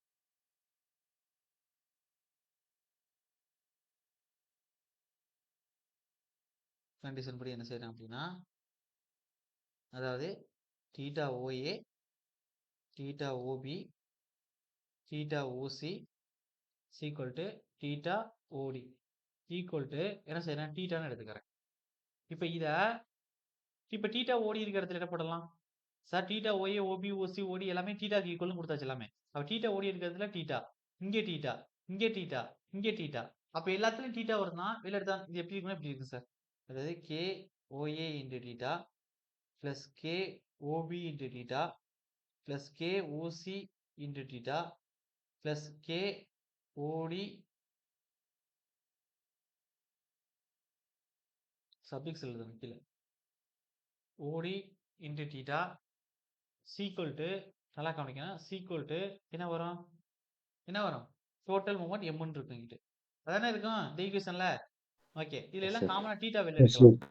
அப்ப தீட்டா வெளில எடுத்துட்டோம்னா உள்ளுக்குள்ள என்ன இருக்கும், கே ஓஏ வந்துருச்சு கிட்டத்தட்ட நம்ம தேவையானது, கே ஓபி பிளஸ் கே ஓசி பிளஸ் கே ஓடி க்ளோஸ் ப்ராக்கெட் ஈக்குவல் டு எம்னு இருக்கும். அப்ப நான் இப்போ இது எப்படி எழுத போறேன் அப்படின்னா, நெக்ஸ்ட் பேஜ் போறேன். இப்போ கேஓஏ கேஓபி கேஓசின்னு எல்லாம் எழுதுறோம்ல, இது எல்லாத்தையும் சம்மேஷன் கேன்னு எழுதலாமா, எல்லாத்தையும் கூட்டணும் அப்படின்னு எழுதலாமா சார்? இது எல்லாத்தையும் என்ன செஞ்சிருக்கோம், கே Yes, ஓஏல sir. உள்ள ஸ்டிப்னஸ், ஓபில உள்ள ஸ்டிப்னஸ், ஓசில உள்ள ஸ்டிப்னஸ், ஓடியில் உள்ள ஸ்டிப்னஸ், இது எல்லாத்தையும் என்ன செய்யணும், நம்ம சம்மேஷன் பண்றோம், கூட்டுறோம் அதானே. அப்ப என்ன எழுதலாம்னா, அப்ப theta into summation of K, அதாவது எல்லாத்தையும் கூட்டணும் அப்படின்னு எழுதலாம். சீக்வல் டு எம் இருக்கு. இப்போ எனக்கு தீட்டா வேணும், theta equal to M by summation of கேன்னு கிடைக்கும். சார் எல்லாரும் புரியுது அந்த ஸ்டெப் வரை, ஓகேவா? Yes, sir. Yes, sir. Okay, இப்போ நல்லா கவனிங்க, இதுல இன்னொரு கான்செப்ட் இன்ட்ரோடியூஸ் பண்ணியிருக்கேன். இதுல சம்மேஷன் ஆஃப் கேங்கிறது என்ன சார் சொல்லுது, ஒரு இடத்துல டோட்டல் மூவ்மெண்ட் ஆக்டிவா இருந்துச்சுன்னா அது சுத்தி இருக்கக்கூடிய எல்லா ஜாயிண்ட்டுக்கும் எந்த அளவுக்கு ரொட்டேஷனல் ஸ்டிப்னஸ் வருதோ அது எல்லாத்தையும் என்ன செய்யணும், சம்மேஷன் பண்ணணும்னு இது சொல்லி கொடுக்குது. சார் என்ன சொல்ல புரியுதா உங்களுக்கு சார்? இப்போ Yes, sir. படத்துல எம்ங்கிறது நடுவில் வச்சு ஓஏங்கிறது ஃபாரியன்ட் பிக்சடு, அப்போ அது 4 எழுதுற அளவுக்கு எனக்கு கிடைக்கும், ஒரு கே கிடைக்கும். எனக்கு ஓபிங்கிறது ஃபாரியன்ட் கெஞ்சிடு 3 அளவுக்கு கிடைக்கும். ஓசிங்கிறது பிக்சடு 4 அளவுக்கு கிடைக்கும். அதே வந்து ஓடிங்கிறது ஃப்ரீ 0ங்கிற அளவு கிடைக்கும். இப்போ சம்மேஷன் கே என்ன பண்ணோம், அதுல இருக்கக்கூடிய எல்லா கேயும் கூட்டணும், அதான் சம்மேஷன் கேன்னு சொல்லி கொடுத்தேன். Yes, sir. Yes, sir. இப்போ இதுல என்னன்னா, வேர் தீட்டா பிரச்சனை இல்லை, இது தெரியும் உங்களுக்கு, ரொட்டேஷனல் அட்டு எதுல, இப்போ உங்களுக்கு டவுட் வரும் சார், நீங்க இப்போ தீட்டா கண்டுபிடிக்கிறீங்களா எண்ட்ல மூமெண்ட் கொடுத்து, அந்த ரொட்டேஷன் எங்கே சார் கிரியேட் ஆகும் அப்படின்னா, ஃபாரியன்ட் பிக்ஸ்டா இருந்துச்சுன்னா உங்களுக்கு அந்த ஜாயிண்ட்லேயே கிரியேட் ஆகும், ஜாயிண்ட் கிரியேட் ஆகும் ரொட்டேஷன் தான் பார்க்கணும் எப்பயுமே. அப்ப கிஞ்சிட்டா இருந்துச்சுன்னா ரெண்டு எண்ட்லயுமே கிரியேட் ஆகும், இதுதான் ஜாயிண்ட்ல இருக்கக்கூடிய ரொட்டேஷன் தான் எடுத்துக்கணும் ஞாபகம் வச்சுக்கிறது. அப்ப இப்போ என்ன செய்யறேன்னா, தீட்டாங்கிறது ரொட்டேஷன் அட்டு ஜாயிண்ட்,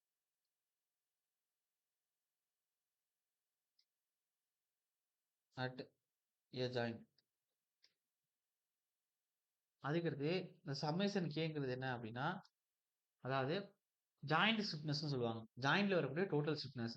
இப்போ ஒரு ஜாயிண்ட்ல இருந்து ஒரு 4 மெம்பர் போகுது, ஒவ்வொன்றும் ஒரு கண்டிஷன் இருக்கு, ஃபாரியன்ட் பிக்ஸ்டு ஃப்ரீ கிஞ்சிட்டு இருக்கு அப்படின்னா அது எல்லாத்தையும் அந்த ஜாயிண்ட்ல எவ்வளவு வருதுன்னு கூட்டணும், சம்மேஷன் பண்ணணும், அதான் இதுக்கான அர்த்தம். அப்ப இது எப்படி சொல்லுவாங்கன்னா ஜாயிண்ட் ஸ்டிப்னஸ் சொல்லுவாங்க, ஸ்டிப்னஸ். இல்லாட்டி இது எப்படி வேற சொல்லலாம்னா, வேற மாதிரி all stiffness, stiffness of individual member meeting at A joint சொல்லலாம். இப்போ எல்லா ஸ்டிப்னஸும் ஒரு புள்ளியில மீட் ஆகுது அப்படின்னு சொல்லலாம் சம்மேஷன் கேங்கிறத. அப்ப all stiffness of individual member meeting at A joint. Okay சரி, ஓகே, இப்போ இதுதான் கண்டுபிடிச்சாச்சு சார். இப்போ டிஸ்ட்ரிபியூஷன் ஃபேக்டருக்கு ஃபார்முலா கொண்டு வந்தாச்சா அப்படின்னா இன்னும் கொண்டு வரல.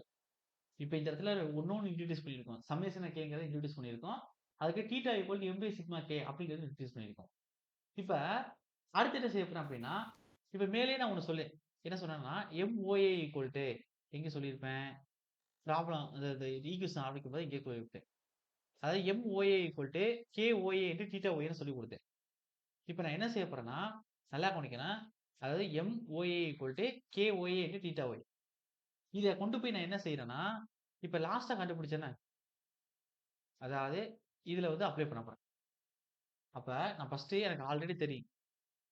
ஆல்ரெடி மேலேயே நான் சொன்னேன். என்னன்னா எனக்கு தெரியும். அதாவது வி நோ தட் எனக்கு தெரியும் ஆல்ரெடி.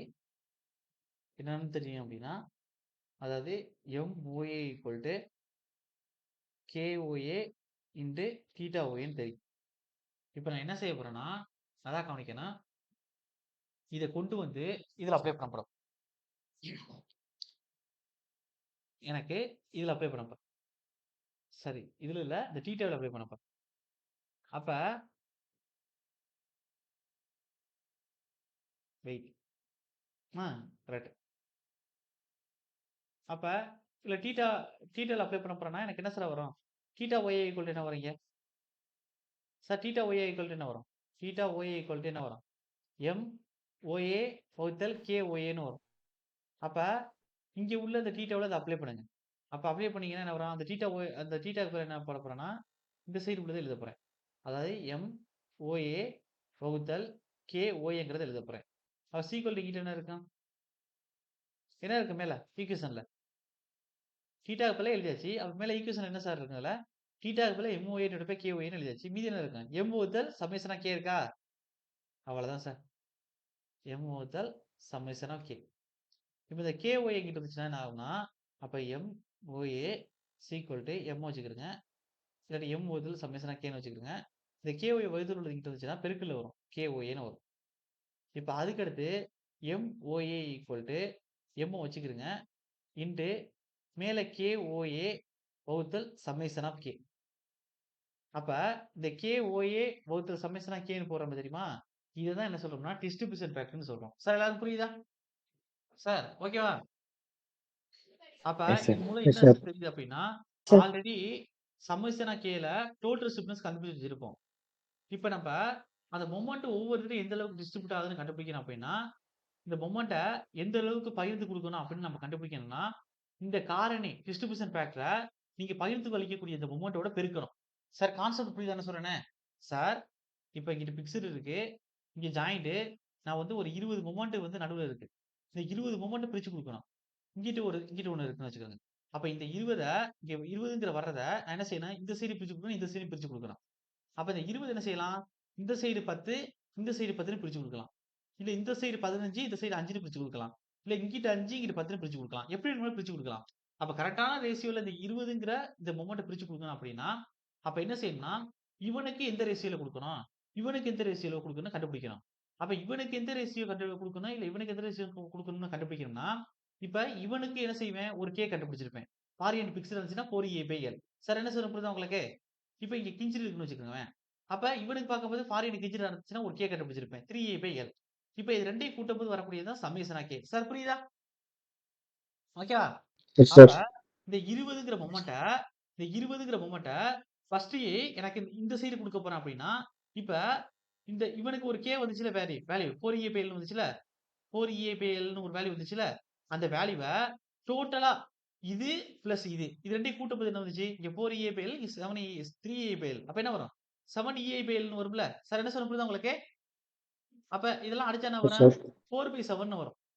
அப்ப இந்த 4/7ஓட நீங்க கொடுக்க வேண்டிய மொமெண்ட்ட பெருக்குங்க. பெருக்குனா அதான் கரெக்டான ரேஷியோல கொடுத்துருக்கோம்னு அர்த்தம். இங்கிட்டு 4/7ல கொடுத்துருக்கோம்னு அர்த்தம். எல்லாருக்கும் புரியுதா நான் சொல்றேனே? 20ங்கிற மொமெண்ட்ட? அப்ப நீங்க என்ன ரேஷியோல கொடுக்க போறீங்கங்கிறத முடிவு பண்றது தான் இது.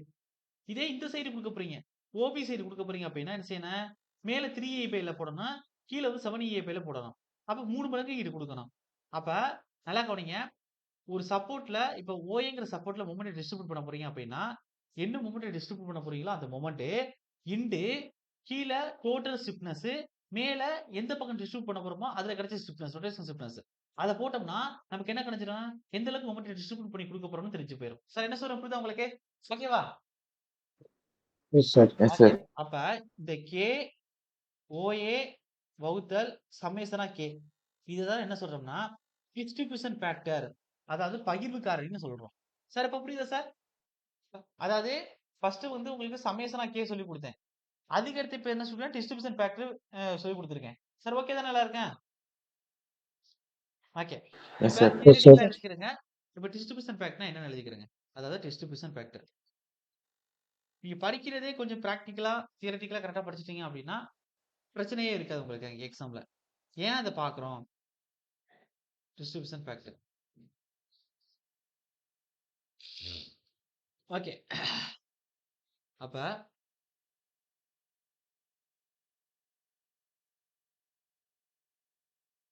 distribution factor is the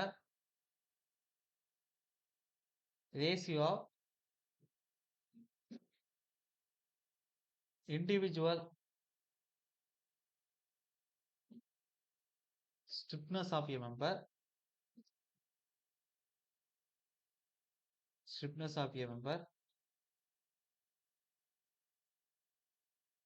divided by individual என்ன சார் அர்த்தம்? individual stiffness என்ன அர்த்தம்?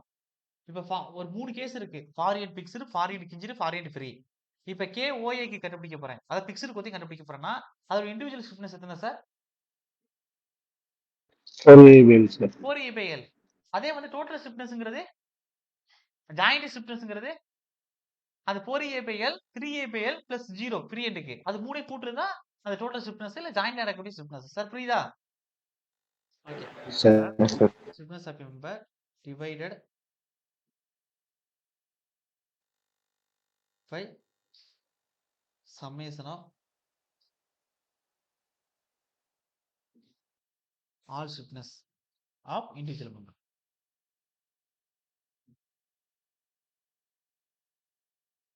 அது எதுனா ஒரு ஜாயிண்ட்ல மீட் ஆகும் எல்லாமே. அதோட எழுதிடுவோம் இப்ப. Stiffness of individual member meeting at a joint.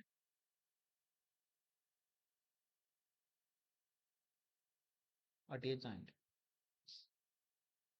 அப்ப இவ்வளவு நமக்கு என்ன தெரியுது அப்படின்னா டிஸ்ட்ரிபியூஷன் ஃபேக்டரை கே இப்போ ஓஏனா இப்போ ஃபாரின் பிக்சர் ஏன்னு கொடுத்துருக்கோம் அப்படின்னா ஓஏ ஜாயிண்ட் ஓனா இல்லை ஃபாரின் கிஞ்சிட்டு பின்னு கொடுத்துருக்கோம் அப்படின்னா ஓபி ஓசின்னு நீங்கள் என்ன இன்டிஜில் எடுக்கிறீங்களோ அது இருக்கு. நான் பொதுவாக கேன்னு வைக்கிறேன் மேலே கீழே சம்மேஷனாக கேன்னு கொடுக்குறேன். அப்போ டிஸ்ட்ரிபியூஷன் ஃபேக்டர் கண்டுபிடிச்சாச்சு. இப்போ இன்னொரு வேல்யூ என்னன்னா நீங்கள் ஒரு ஜாயிண்ட்ல டிஸ்ட்ரிபியூஷன் ஃபேக்டருங்கிறது டோட்டல் வேல்யூ எப்படி இருக்குன்னா 1ன்னு இருக்கும். அப்போ நீங்கள் கண்டுபிடிச்சிருக்கிறது கரெக்டாக தப்பா? ஏன்னா அதில் ப்ராப்ளம் கேட்பாங்க. ஜேடிஓக்கும் கேட்டிருக்காங்க, ஏஐக்கும் கேட்டிருக்காங்க. சின்ன ப்ராப்ளம் இப்போ நான் கொடுப்பேன்.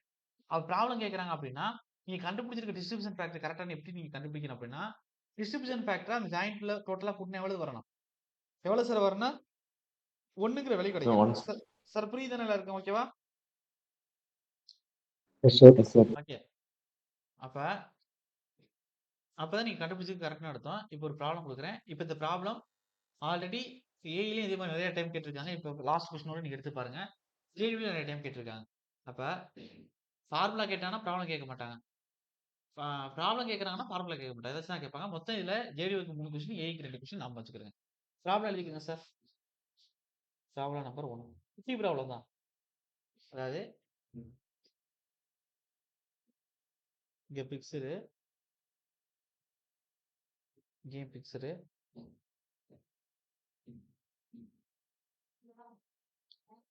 ஃப்ரீ. ஓகே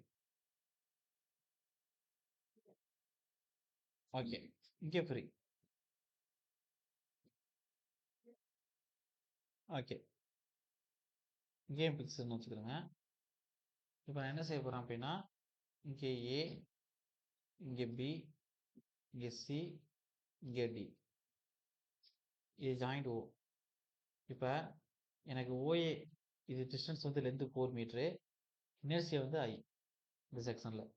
இங்கே 3 மீட்டர் டிஸ்டன்ஸ் ஓபிங்கிறது, இனர்சியா வந்து 2 × I 2i. இங்கே வந்து ஓசிங்கிறது 3 மீட்டர் டிஸ்டன்ஸு, இனர்சியா வந்து 2i வச்சுக்கிறேங்க. ஓடிங்கிறது இனர்சியா ஐ 4 மீட்டர் டிஸ்டன்ஸ்ல இருக்கு. இப்போ நான் ஃபர்ஸ்ட் என்ன கண்டுபிடிக்கிறேன்னா அவங்க என்ன கேட்பாங்கன்னா இதுல வந்து அவங்க வந்து டிஸ்ட்ரிபியூஷன் ஏதோ ஒன்று கேட்கறான்னு வச்சுக்கிறேன். டிஸ்ட்ரிபியூஷன் ஃபேக்டர் கேட்கலாம், ஓஏல டிஸ்ட்ரிபியூஷன் ஃபேக்டர் மொத்தமாக கேட்பாங்க. அதாவது உங்களுக்கு டிஸ்ட்ரிபியூஷன் ஃபேக்டர் ஓஏ, ஓபி, ஓசி, ஓடியில் எவ்வளவு வரும் அப்படின்னு கேட்கலாம். இது ஏதாச்சும் ஒன்றில் பர்டிகுலராக கேட்கலாம். இல்லாட்டி ஜாயிண்ட் ஸ்டிஃப்னஸ் எவ்வளவு இருக்கும் அப்படி கேட்கலாம். டிஸ்ட்ரிபியூஷன் ஃபேக்டர் வேற, ஜாயிண்ட் ஸ்டிஃப்னஸ் வேற, இண்டிவிஜுவல் ஸ்டிஃப்னஸ் வேற. இப்போ நான் சொல்லி கொடுத்ததுல உங்களுக்கு புரிஞ்சிருக்கான்னு பார்ப்போம். ஜாயிண்ட் ஸ்டிஃப்னஸ்னா என்ன சார் செய்வீங்க? என்ன அர்த்தம் ஜாயிண்ட் ஸ்டிஃப்னஸ்னா? ஜாயிண்ட் ஸ்டிஃப்னஸ் அப்படின்னா என்ன அர்த்தம்? Summation of Ks. Summation of Ks. இப்போ இங்க ஓங்கிற ஜாயிண்ட்ல ஃபாரியன்ட் பிக்ஸ்டு, ஃபாரியன்ட் ஹிஞ்ச்டு, ஃபாரியன்ட் ஃப்ரீ, ஃபாரியன்ட் பிக்ஸ்டுன்னு குடுத்துருக்கோம். மொத்தம் 4 கண்டிஷன் குடுத்துருக்கோம். இப்ப இந்த 4 கண்டிஷன்லயும் ரொட்டேஷனல் ஸ்டிஃப்னஸ் ஒவ்வொன்னுக்கும் ஒவ்வொரு மாரி வரும். OAக்கு வந்து 4 EA/L, OBக்கு 3 EA/L, OCக்கு 4 EA/L, ODக்கு 0ன்னு வரும். அப்ப இது எல்லா ஸ்டிஃப்னஸும் சேர்ந்து ரொட்டேஷனல் ஸ்டிஃப்னஸையும் கூட்டுனா எந்த இடத்துல ஆக்ட் ஆகும்னா ஜாயிண்ட் ஓல மையப்புள்ளியில ஆக்ட் ஆகும். அதான் ஜாயிண்ட் ஸ்டிஃப்னஸ்ன்னு சொல்றது. ஓகேவா? இதே இண்டிவிஜுவல் ஸ்டிஃப்னஸ் என்ன? இப்ப OA வந்து 4 EA/Lன்னு ஒத்தி சொல்றோம்ல, அது இண்டிவிஜுவலா OAக்கு சொல்றது. இப்ப OB ஒத்தி 3 EA/Lன்னு சொல்றோம்ல, இண்டிவிஜுவலா OBக்கு ஒத்தி சொல்றது. அதான் இண்டிவிஜுவல் ஸ்டிஃப்னஸ். இதே டிஸ்ட்ரிபியூஷன் ஃபேக்டர்னா என்னன்னா, இப்ப ஒவ்வொன்னும் இப்ப டிஸ்ட்ரிபியூஷன் ஃபேக்டர் OAக்கே கண்டுபிடிக்கலாம். OAங்கிறவங்களுக்கு எவ்வளவு பிரிச்சு குடுக்கணும்? நம்ம கையில இருக்கக்கூடிய பொருள் அப்படின்னா, ஃபர்ஸ்ட் OAக்கு ஃபாரின்ல யார் இருக்கா? பிக்ஸ்டு. அப்ப உங்களுக்கு என்ன வரும்? 4 EA/L வரும். அப்ப அதான் அவரோட இண்டிவிஜுவல் ஸ்டிஃப்னஸ். அத மேல போடுங்க. இப்ப டோட்டலா பிரிச்சு குடுக்க வேண்டியது OA, OB, OC, OD. உங்கள்கிட்ட மொத்தம் 3 பேருக்கும் பிரிச்சு குடுக்குறது நம்ம கையில மொத்த பொருள் எவ்வளவு இருக்கு? 10ங்கிற பொருள் இருக்கு மொத்த பொருள். அந்த 10ங்கிற பொருள்ல நான் OAக்கு எவ்வளவு பிரிச்சு குடுக்கணும்னா, அந்த OAவோட நெசசரி இண்டிவிஜுவலா அவருக்கு எவ்வளவு ஸ்டிஃப்னஸ் தேவைப்படுதுன்னு நான் கண்டுபிடிக்கணும். 4 EA/L அளவுக்கு தேவைப்படுது அப்படின்னா, 4 EA/L மேல போட்டுட்டு டோட்டலா என்ட்ட இருக்கக்கூடிய பொருள கீழ போடணும். இப்ப டிவைட் பண்ணா ஒரு பொருள் அளவு கிடைக்கும். அத கொண்டு போய் OA கிட்ட தூக்கி கொண்டு போய் குடுக்கணும். சார் புரியுதா? ஓகே தானே எஸ் சார்? சார். ஓகே. அவ்வளவுதான். அப்ப ஸ்டெப் நம்பர் 1 எழுதுங்க. ப்ராப்ளம் கேட்கறாங்க. கவனமா இருங்க. ஓகே. Step number 1. அதாவது இண்டிவிஜுவல் ஸ்டிஃப்னஸ். அங்க போய் இத்தன ஸ்டெப் எழுதக்கூடாது. ஒரே லைன்ல ஆன்சர் கண்டுபிடிக்கிற அளவுக்கு பிராக்டிஸ் இருக்கணும் உங்களுக்கு. Individual stiffness.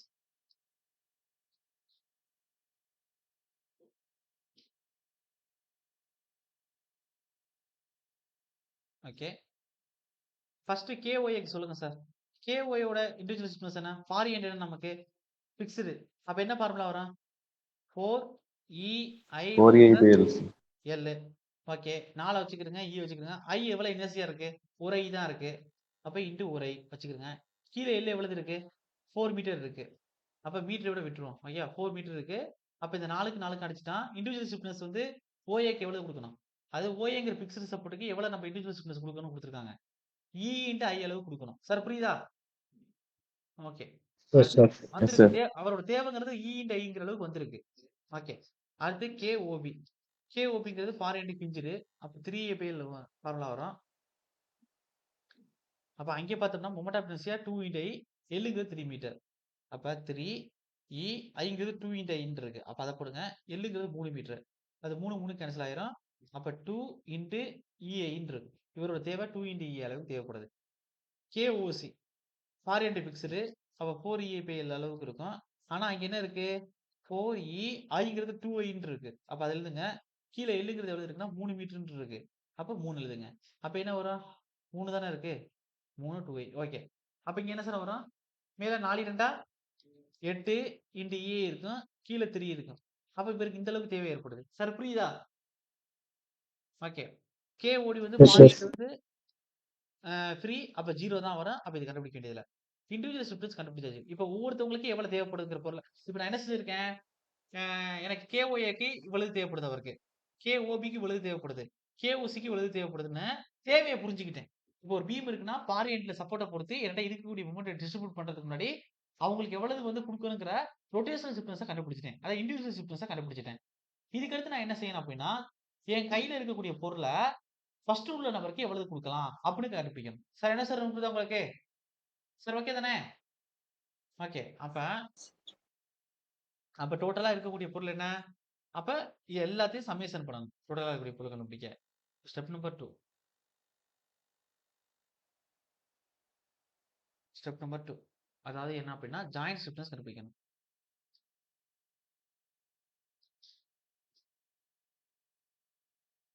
கண்டுபிடிக்கணும். இப்ப ஜாயிண்ட் ஸ்டிஃப்னஸ்க்கு என்ன செய்ய போறோம் அப்படின்னா, சம்மேஷனா K கண்டுபிடிக்கணும். அப்ப என்ன சார் வரும்? சம்மேஷனா K equal to KOA plus KOB. Wait charge போட்டுக்கிறேன். இருங்க.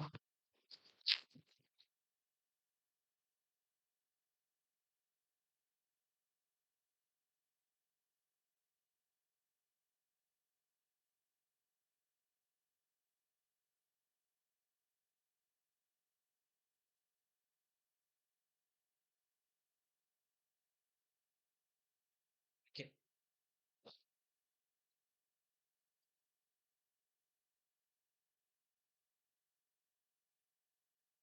Okay sir.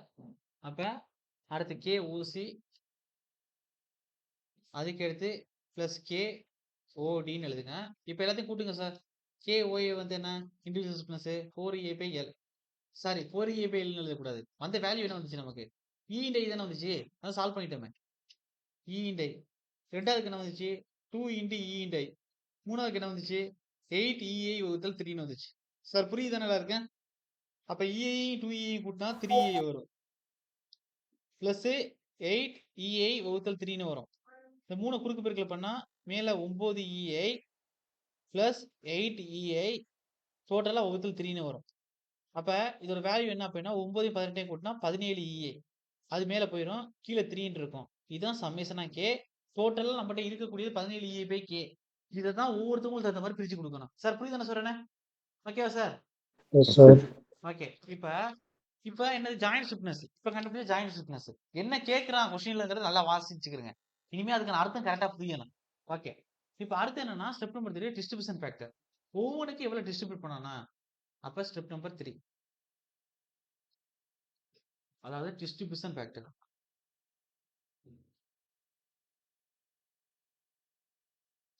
Distribution factor. அப்ப நல்லா கவனிங்க. இப்ப டிஸ்ட்ரிபியூஷன் ஃபேக்டர் யாருக்கு கொடுக்க போறேன்னா ஃபர்ஸ்ட் OAக்கு பிரிச்சு கொடுக்க போறேன். ஃபார்முலா உங்களுக்கே தெரியும். என்ன சார்? OAவோட தேவை எவ்வளவு இருக்கு? டோட்டல் நம்மகிட்ட எவ்வளவு இருக்கு? Summation of K. OAவோட தேவை எவ்வளவு சார்? E இன்டு I தான் அவரோட தேவை. டோட்டல் நம்ம கையில எவ்வளவு இருக்கு? 17EI/3 இருக்கு. சார் புரியுது நல்லா இருக்கேன். அப்ப இந்த EI கேன்சல் எஸ் ஆயிரும். சார். அப்ப 3 மேல போச்சுன்னா 3 வகுத்தல் 17 இருக்கும். அப்ப OAக்கு பிரிச்சு கொடுத்தாச்சு. இதை நம்ம அங்கேயும் இங்கே செய்வோம் ப்ராப்ளத்துல ரியல் லைஃப்ல மொமெண்ட் டிஸ்ட்ரிபியூட் கொடுப்போம். இவரை என்ன செய்யணும்? மொமெண்ட் பெருக்கி அவர்கிட்ட கொடுப்போம். சார் ஓகே தானே? சார் வெறும் டிஸ்ட்ரிபியூஷன் ரேஷியோ தான். ரியல் லைஃப்ல நம்ம கையில வந்து இப்ப MOAக்கு எவ்வளவு மொமெண்ட் கொடுக்க போறோம் அப்படின்னா நம்ம கையில இருக்கக்கூடிய அன்பேலன்ஸ்டு மொமெண்ட்டை இதோட இந்த TFOA பெருக்கணும். பெருக்குனா நமக்கு இந்த MOAக்கு எவ்வளவு மொமெண்ட் டிஸ்ட்ரிபியூட் பண்ணி கொடுத்தோங்கிறது முடிவாயிரும். சார் ஓகேவா? ஓகே. Yes sir. அப்ப அடுத்து distribution factor OV. Okay. KOV. அதுதான் சமேஷன் K. இப்ப இந்த KOB மேல என்ன வரும் அப்படின்னா மேல ஆல்ரெடி கண்டுபிடிச்சோம் இண்டிவிஜுவலா. எவ்வளவு சார் கண்டுபிடிச்சிருந்தோம் மேல? ஞாபகம் இருக்கா? 2EA தானே கண்டுபிடிச்சிருந்தோம். ஓகே. வகுத்தல் டோட்டல் 17EI/3. அப்ப இந்த EI கேன்சல் ஆயிரும். இந்த 3 மேல போச்சுன்னா 6 வகுத்தல் 17. அப்ப 17ல 3 பங்கு இங்க வந்துருச்சு. இங்க 6 பங்கு வந்துருச்சு. ஃபாரியன் ஒண்ணு வந்து ஃப்ரீ ஃபாரியன் ஃப்ரீ. அப்ப இங்க 0 தான் வரும். அப்ப அதை விட்டுருங்க. அப்ப இன்னும் 1 தான் இருக்கு. நீங்களே இப்ப ஆன்சர் சொல்லிடலாமே. 6 3 கூட்டினா 9. 17ல 9 போச்சு அப்படின்னா மீதி 1க்கு எவ்வளவு இருக்கணும்? எடுத்து கொடுக்க வேண்டியது. மீதி கையில இருக்கக்கூடிய எல்லாத்தையும் கொடுத்துரும். அதான அர்த்தம்? அதானே சார் அர்த்தம்? மீதி கையில நம்மகிட்ட எஸ் எவ்வளவு சார். இருக்கும்? 8 இருக்கும். அப்ப 8யும் கொடுத்துருவோம். எதுக்கு? OCக்கு. சார் ஓகேவா? Yes sir. அப்ப டிஸ்ட்ரிபியூஷன் ஃபேக்டர் OC. அப்ப என்ன இருக்கும்? KOC வகுத்தல் சம்மேஷனா K. அப்ப இதுக்கு எவ்வளவு கொடுப்போம்னா அதாவது 8EA/3. 17EA/3. இந்த EA கேன்சல் பண்ணிடலாம். அதுக்கடுத்து இந்த 3 3 கேன்சல் ஆயிரும். அப்ப நமக்கு என்ன இருக்கும்? 8/17. இப்ப பாருங்க இங்க 3 பங்கு கொடுத்துருக்கோம் இவருக்கு. இவருக்கு 6 பங்கு, இவருக்கு 8. எல்லாத்தையும் கூட்டினா 17 கரெக்டா ஈக்குவலா வரும். என்ன சார் இன்னும் 1 இருக்கு சார் அதுக்குள்ள 17 பிரிச்சு கொடுத்துட்டீங்களா அப்படின்னா அவருக்கு தேவையில்லையா? அதாவது அவர் தேவையில்லை அப்படின்னா சிலவங்க வந்து இந்த கவர்மெண்ட் ஸ்கீமுக்கு இதுக்கே வரமாட்டாங்க. அவங்களோட இது வந்து எக்கனாமிக்கல் ஸ்டேட்டஸ் வந்து ரெவன்யூ வந்து இன்கம் டேக்ஸ் கட்டுற மாதிரி இருக்கும். குறிப்பிட்ட லிமிட்டுக்கு மேல போயிடும். சார் என்ன சொல்ல புரியுதா உங்களுக்கு? ஓகே. அப்ப அவங்களுக்கு எந்த ஸ்கீமே வராது உங்களுக்கு. இப்ப எக்ஸாம்பிளுக்கு உங்களுக்கு புரியுற மாதிரி சொல்லணும்னா இப்ப இந்த பெண்களுக்கு மகளிர் உரிமை தொகைன்னு கொடுக்குறாங்கல்ல. நீங்க கரண்ட் அஃபேர்ஸ்ல படிச்சிருப்பீங்கல்ல. அது எல்லாருக்கும் கொடுக்க மாட்டாங்க. எலிஜிபிலிட்டி இருக்கக்கூடிய உமன்ஸ்க்கு வந்து தான் அது வந்து கொடுக்குறாங்க. என்ன சொல்ல புரியுதா உங்களுக்கு? அப்ப எலிஜிபிலிட்டி இல்லாதவங்க என்னென்ன அர்த்தம் இங்க அப்படின்னா அவங்க வந்து இதுன்னு அர்த்தம். அதாவது ஃபாரின் ஃப்ரீ மாதிரி. அப்ப அவங்களுக்கு தேவைப்படாது. அவங்களுக்கு கொடுக்க மாட்டாங்க. 0ன்னு கன்சிடர் பண்ணிடுவாங்க. சார் ஓகேவா? ஓகே. Yes sir. அவ்வளவுதான். அப்ப டிஸ்ட்ரிபியூஷன் ஃபேக்டர் தான் கண்டுபிடிச்சிருக்கேன். இப்ப நான் என்ன சொல்லி கொடுத்துருக்கேன்? எல்லா டிஸ்ட்ரிபியூஷன் ஃபேக்டரையும் கூட்டினா 1 வந்தா நீங்க கண்டுபிடிச்சிருக்கிறது கரெக்ட். அப்புறம் நீங்க வந்து ப்ராப்ளம் வந்து ஆப்ஷன் பார்த்து டிக் பண்ணிட்டு போயிட்டே இருக்கலாம் அப்படின்னு சொன்னேன். அப்ப ஸ்டெப் நம்பர் 4ல என்ன சொன்னா அந்த ஜாயிண்ட்ல ஓங்கிற ஜாயிண்ட்ல இப்போ ஒவ்வொன்றுக்கும் தனித்தனியா கண்டுபிடிச்சோம். எல்லா டிஸ்ட்ரிபியூஷன் ஃபேக்டரும் ஜாயிண்ட்ல தான் ஆக்ட் ஆகும். அப்ப உங்களுக்கு கொஸ்டின் எப்படி இது கேட்ட கொஸ்டின். அது எப்படி கேட்டிருந்தாங்கன்னா, எல்லா டிஸ்ட்ரிபியூஷன் ஃபேக்டரையும் கூட்டினா எத்தனை வரும்? அப்படி கேட்க மாட்டாங்க. ஜாயிண்ட்ல டிஸ்ட்ரிபியூஷன் ஃபேக்டர் எவ்வளவு இருக்கும்? அப்படின்னு சொல்லுவாங்க. எவ்வளவு சார் இருக்கும்? Sir One, sir. ஜாயிண்ட்ங்கிறது என்ன? Sir. மொத்தம் அங்கே தான் ஆக்ட் ஆகும். ஒண்ணுங்கிறது இருக்கும். இப்படிதான் கொஸ்டின் கேட்டிருப்பாங்க. ஓகே. அப்ப ஸ்டெப் நம்பர் 4 எழுதிக்கிறேங்க.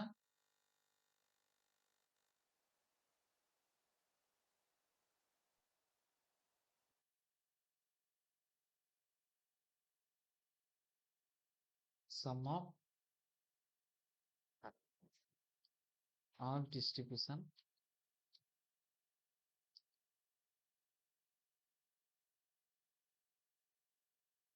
factor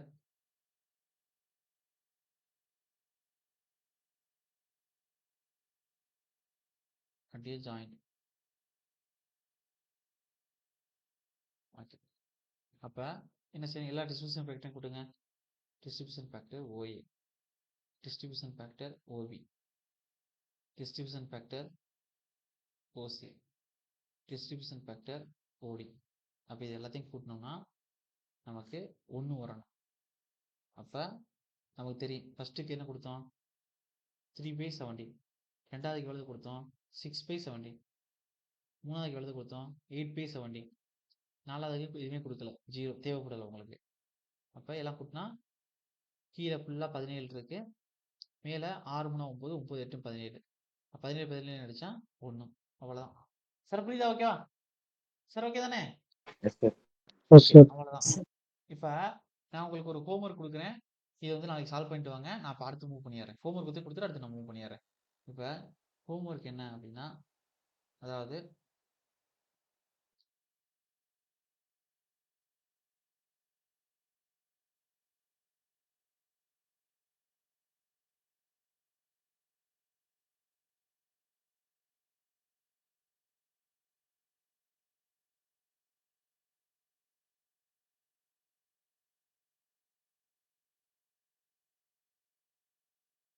ஆறு மீட்டர், இது வந்து 7 மீட்டர், இதில் 2i, இதில் i.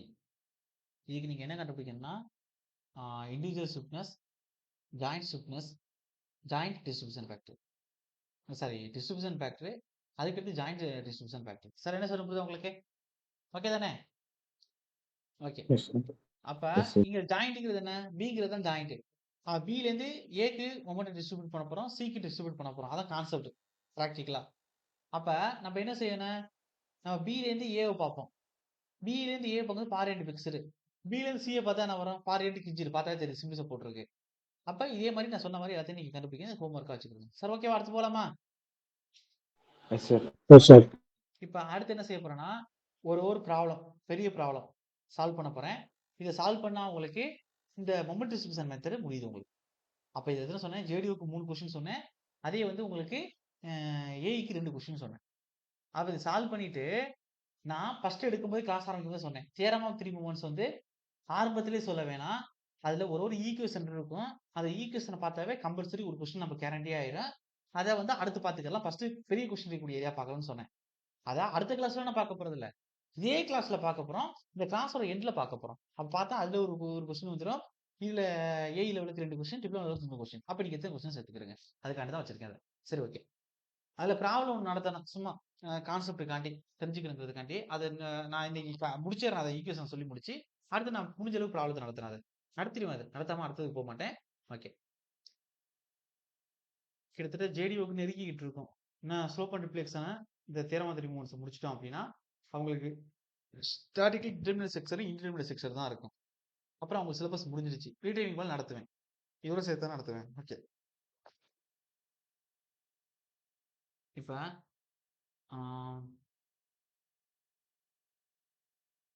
இப்போ வந்து ஒரு எப்பயுமே வந்து இந்த மொமெண்ட் டிஸ்ட்ரிபியூஷன் மெத்தட்ல நீ ஒரு ஞாபகம் வச்சுக்கணும். என்ன வச்சுக்கிறோம் அப்படின்னா,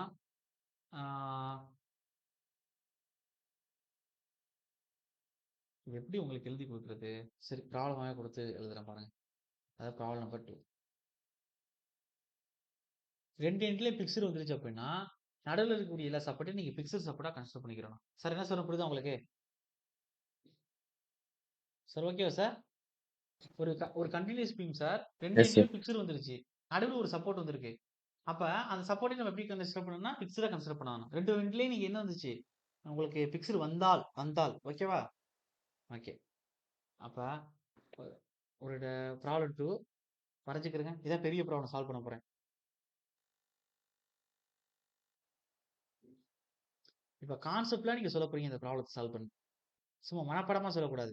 summation K for into fixed அப்படி சொல்லாம கான்செப்ட்ல நீங்க என்ன புரிஞ்சுக்கங்கிறத இப்ப எனக்கு சொல்ல போறீங்க.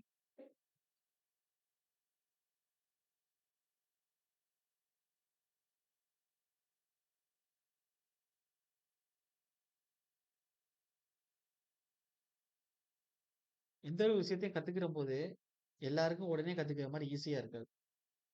ஒவ்வொருத்தவங்களோட இதை பொறுத்து மாறுபடும். ஞாபகம் வச்சுக்கிறேங்க. அதனால நமக்கு வரவே வராது அப்படின்னு நம்ம நினைக்கிறது முட்டாள்தனம். மற்ற விஷயத்துல நீங்க எப்படியோ அது எனக்கு தெரியாது.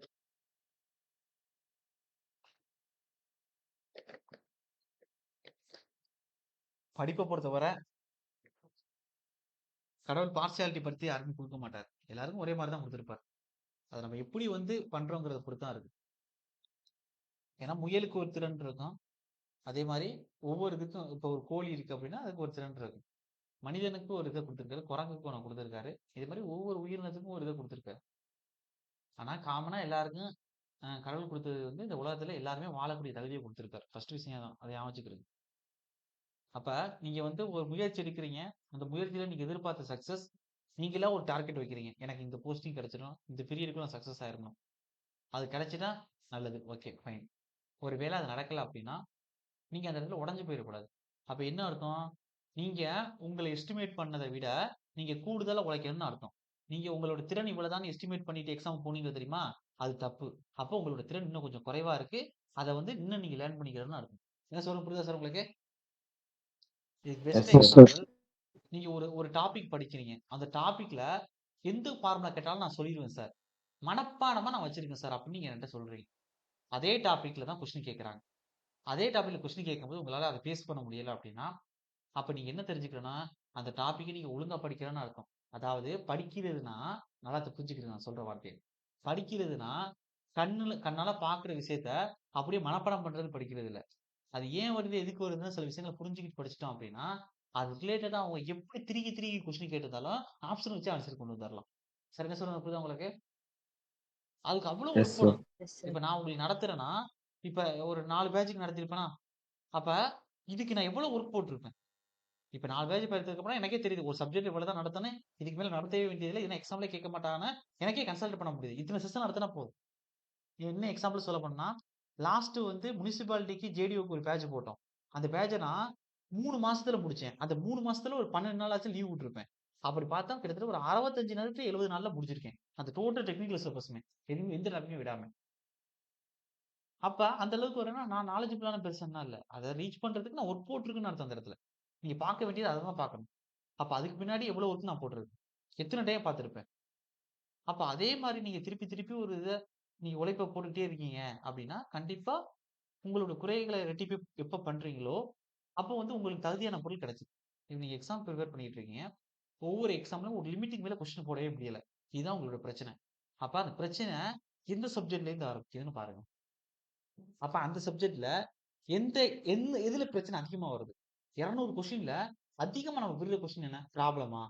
இல்ல ஃபார்முலா ஓரியன்டடா? இல்ல கான்செப்ட் ஓரியன்டடாவும் ப்ராப்ளம் ஓரியன்டட் போட்டு விடுறோமா அப்படின்னா, எது ப்ராப்ளமோ அதை ஃபர்ஸ்ட் கண்டுபிடிக்கணும். அதுல எந்த சப்ஜெக்ட்ல அதிக கொஸ்டின் எப்பயும் ப்ராப்ளம் கேட்கறான்னு முடிவு பண்ணணும். அப்ப அந்த கொஸ்டினுக்கு நீங்க அந்த டாபிக் நீங்க அதிகம் கொடுத்து ரிவிஷன் பண்ணணும், படிக்கணும். இத திருப்பி திருப்பி என்ன செய்யணும்? நம்ம இன்ஸ்டிடியூட் அதான் ரெக்கார்டிங் கிளாஸஸ் அனுப்புறோம்ல, அந்த சப்ஜெக்ட் திருப்பி ஒரு டைம் கிளாஸ் பார்க்கணும். 10 யூனிட்டுக்கு பார்க்க வேண்டியதில்ல. அந்த சப்ஜெக்ட் திருப்பி ஒரு டைம் ஃபர்ஸ்ட்லேயே நீங்க புதுசா படிக்கிற மாதிரி ஒரு 4 நாள் ஒதுக்கிருங்க. காலைல ஆரம்பிச்சு ஒரு நாளைக்கு 4 வீடியோ பார்க்க மாட்டீங்களா? 8 மணி நேரம் படிக்க மாட்டீங்களா கன்டினியூஸா? அப்படி 4 நாளைக்கு வச்சு ஒர்க் பண்ணீங்கன்னா உங்களுக்கு புதுசாயிரும். சார் என்ன சொல்ல புரியுதா உங்களுக்கு? ஆனா இது ஒரு சின்ன விஷயம் இருக்கு. நீங்க தெரிஞ்ச விஷயத்தையே புதுசா மறுபடியும் கத்துக்கிட்டாலும், அத புதுசா கத்துக்கிற மாரி கத்துக்கணும். அப்பதான் அதுல புது விஷயத்த உங்களால லேர்ன் பண்ணிக்க முடியும். என்ன பிரச்சனைன்னு கண்டுபிடிக்க முடியும். சார் என்ன சொல்ல புரியுதா உங்களுக்கு? இப்ப நான் உங்களுக்கு நடத்துறேன் இந்த கிளாஸ் அப்படின்னா, போன பேட்சுக்கு எப்படி நடத்துனேன்னு ஞாபகம் எனக்கு 1% இருக்காது. இந்த டாபிக் நீங்க நடத்துனேன் அப்படின்னா, எனக்கு நீங்க இது புதுசு நான் உங்களுக்கு நடத்துறது. அப்படி மைண்ட் செட்ல தான் நான் உங்களுக்கு நடத்துவேன். சார் என்ன சொல்றேன் புரியுதா உங்களுக்கு? எஸ் அப்படி சார். எஸ் எனக்கு சார். தெரிஞ்சாலும் நான் அப்படி நடத்தினா தான் எனக்கு போர் அடிக்காது. கரெக்ட்டா சொல்ல வேண்டிய விஷயத்த கரெக்ட்டா என்னால சொல்ல முடியும். கரெக்ட்டா வந்து எனக்கு ஒரு ஒரு ஒரு என்ஜாய்மென்ட்டா அத செய்ய முடியுது ஒர்க் என்னால. அதே தான் உங்கள்ட்ட சொல்றேன். அப்ப நீங்க ஒரு டாபிக் படிச்சு ஒரு சப்ஜெக்ட் தான் உங்களுக்கு பிரச்சனை. ஆல்ரெடி நீங்க அத்தன டைம் ரிவிஷன் பண்ணிட்டு இருக்கீங்க. உங்களோட மாடுலேஷன்ல ரிவிஷன் பண்ணியிருக்கீங்க. இப்ப என்ன செய்றீங்க? பிரச்சனையா இருக்கிறத ரெக்கார்டிங் கிளாஸ் வீடியோ எடுத்து வச்சு பொறுமையா உட்கார்ந்து ஒரு 4 நாள் ஷெட்யூல் போட்டு எல்லா வீடியோவும் திருப்பி பார்க்குறீங்க. திருப்பி பார்க்கும்போது, நான் இதுதான் பார்த்துட்டேனேன்னு கொஞ்சம் ஓட்டி விடுறது. அடுத்தது வரும்போது கொஞ்சம் ஓட்டி விடுறது. அப்படி செய்யக்கூடாது. டெடிகேட்டடா அந்த ஒர்க்க செய்யணும். சார் என்ன சொல்ல புரியுதா உங்களுக்கு? Yes sir. அப்படி பண்ணோம்னா நம்ம எல்லா பிரச்சனைக்கும் சொல்யூஷன் நம்மட்ட தான் இருக்கு. அதுக்கு தேவையா நம்ம குடுக்க வேண்டியது காசோ, பணமோ எதுவுமே இல்ல. டைம். அதுக்கான டயத்த நம்ம கரெக்ட்டா குடுத்தோம்னு வச்சுக்கிருங்களேன், கரெக்ட்டா எல்லா பிரச்சனைக்கும் ஒரு சொல்யூஷன் கிடைச்சிரும். நம்ப அப்படி இப்படி மனச போட்டு போராடுறதுனாலயோ, குழப்பிக்கிறதுனாலயோ எதுவுமே இங்க நடக்காது. நான் புரிஞ்சுக்கிட்டதுல சொல்றேன். அதுக்கு என்ன சொல்யூஷன்? அதுக்கு நம்ம எப்படி கொஞ்சம் கொஞ்சமா பொறுமையா ரெஸ்ட் எடுத்துட்டு அத நோக்கி போக முடியும். அப்படி பண்ணா மட்டும் தான் நம்மளால சக்சஸ் அடைய முடியும். எந்த ஒரு டார்கெட்டுமே ரீச் பண்ண முடியும். அத மைண்ட்ல வச்சுக்கிறது. உங்களுக்கு எப்பயும் பாசிட்டிவா உங்களுக்கு ஃபீல் ஆகணும். ஒரு முயற்சி எடுத்துக்கிட்டு இருக்கீங்க. நான் சக்சஸ் கொஞ்சம் டைம் ஆகுது. நீங்க பாசிட்டிவா ஃபீல் ஆகணும்னா, நீங்க என்னென்ன தப்புனா செய்றீங்களோ, அது எல்லாத்தையும் நிப்பாட்டிடணும். இது நான் எப்படி சொல்றேன்னா, ரியல் லைஃப்ல சொல்றேன். இப்போ ஏதாச்சும் ஒரு உங்களுக்கே தெரியும். இது தப்புன்னு தெரியும். உங்க மனசு கில்ட்டியா ஃபீல் ஆகும். அப்ப அதெல்லாம் நிப்பாட்டிடணும். என்ன சொல்றேன் புரியுதா உங்களுக்கு? இப்போ பக்கத்துல இருக்கக்கூடிய எஸ் யாராச்சும் சார். ஒருத்தவங்கள நீங்க வீட்ல திட்டிக்கிட்டே இருக்கீங்க. இல்ல குறை சொல்லிக்கிட்டே இருக்கீங்க. ஆனா உங்களுக்கே தெரியுது கில்ட்டியா ஃபீல் ஆகுது. ஐயோ! கஷ்டப்படுத்திட்டோமோன்னு. அப்போ உங்க மைண்ட டிஸ்டர்ப் பண்ற மாரி, நெகட்டிவான ஃபீல்க்கு கொண்டு போற மாரியான விஷயங்கள விட்டுறணும். அப்படி விட்டுட்டா, உங்களுக்கு ஒரு ஒரு நம்பிக்கை போயிருது. நம்ம நேர்மையா இருக்கோம். நம்ம உண்மையா உழைக்கிறோம். அப்ப நீங்க உண்மையா உழைக்கிறீங்க அப்படின்னா, அப்போ உங்களுக்கு அது பாசிட்டிவான ஒரு வைபு. அப்ப நம்ம உண்மையா உழைக்கிறோம். அப்ப கண்டிப்பா நம்ம ஜெயிச்சுருவோம். அப்படிங்கிற நம்பிக்கை வரும். நான் திரும்பவும் சொல்றேன். அப்ப அது மட்டும் உங்களுக்கு சக்சஸ் இல்ல. இதையும் நீங்க வளர்த்துக்கணும். அப்ப நீங்க உங்க 100% நேர்மையா இருக்கீங்க. உங்களோட விஷயத்துல நீங்க கரெக்ட்டா இருக்கீங்க. ஒர்க்க கரெக்ட்டா செய்றீங்கன்னா, அப்ப ஆட்டோமேட்டிக்கா உங்களுக்குள்ள ஒரு பாசிட்டிவ் வைப் வந்துரும். அதுவே ஒரு தனி மோட்டிவேஷன். அத பத்தி ஞாபகம் வச்சுக்கிறது. ஓகே. ப்ராப்ளம் எப்படி குடுக்குறேன்னா, இப்படி குடுக்குறேன். எனக்கு இதுல மிட் பாயிண்ட் லோடு என்ன ஆக்ட் ஆகுது அப்படின்னா 40 கிலோமீட்டர்.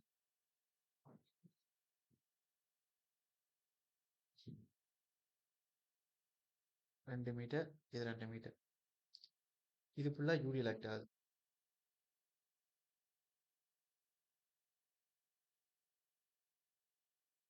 10 kilometre per metre.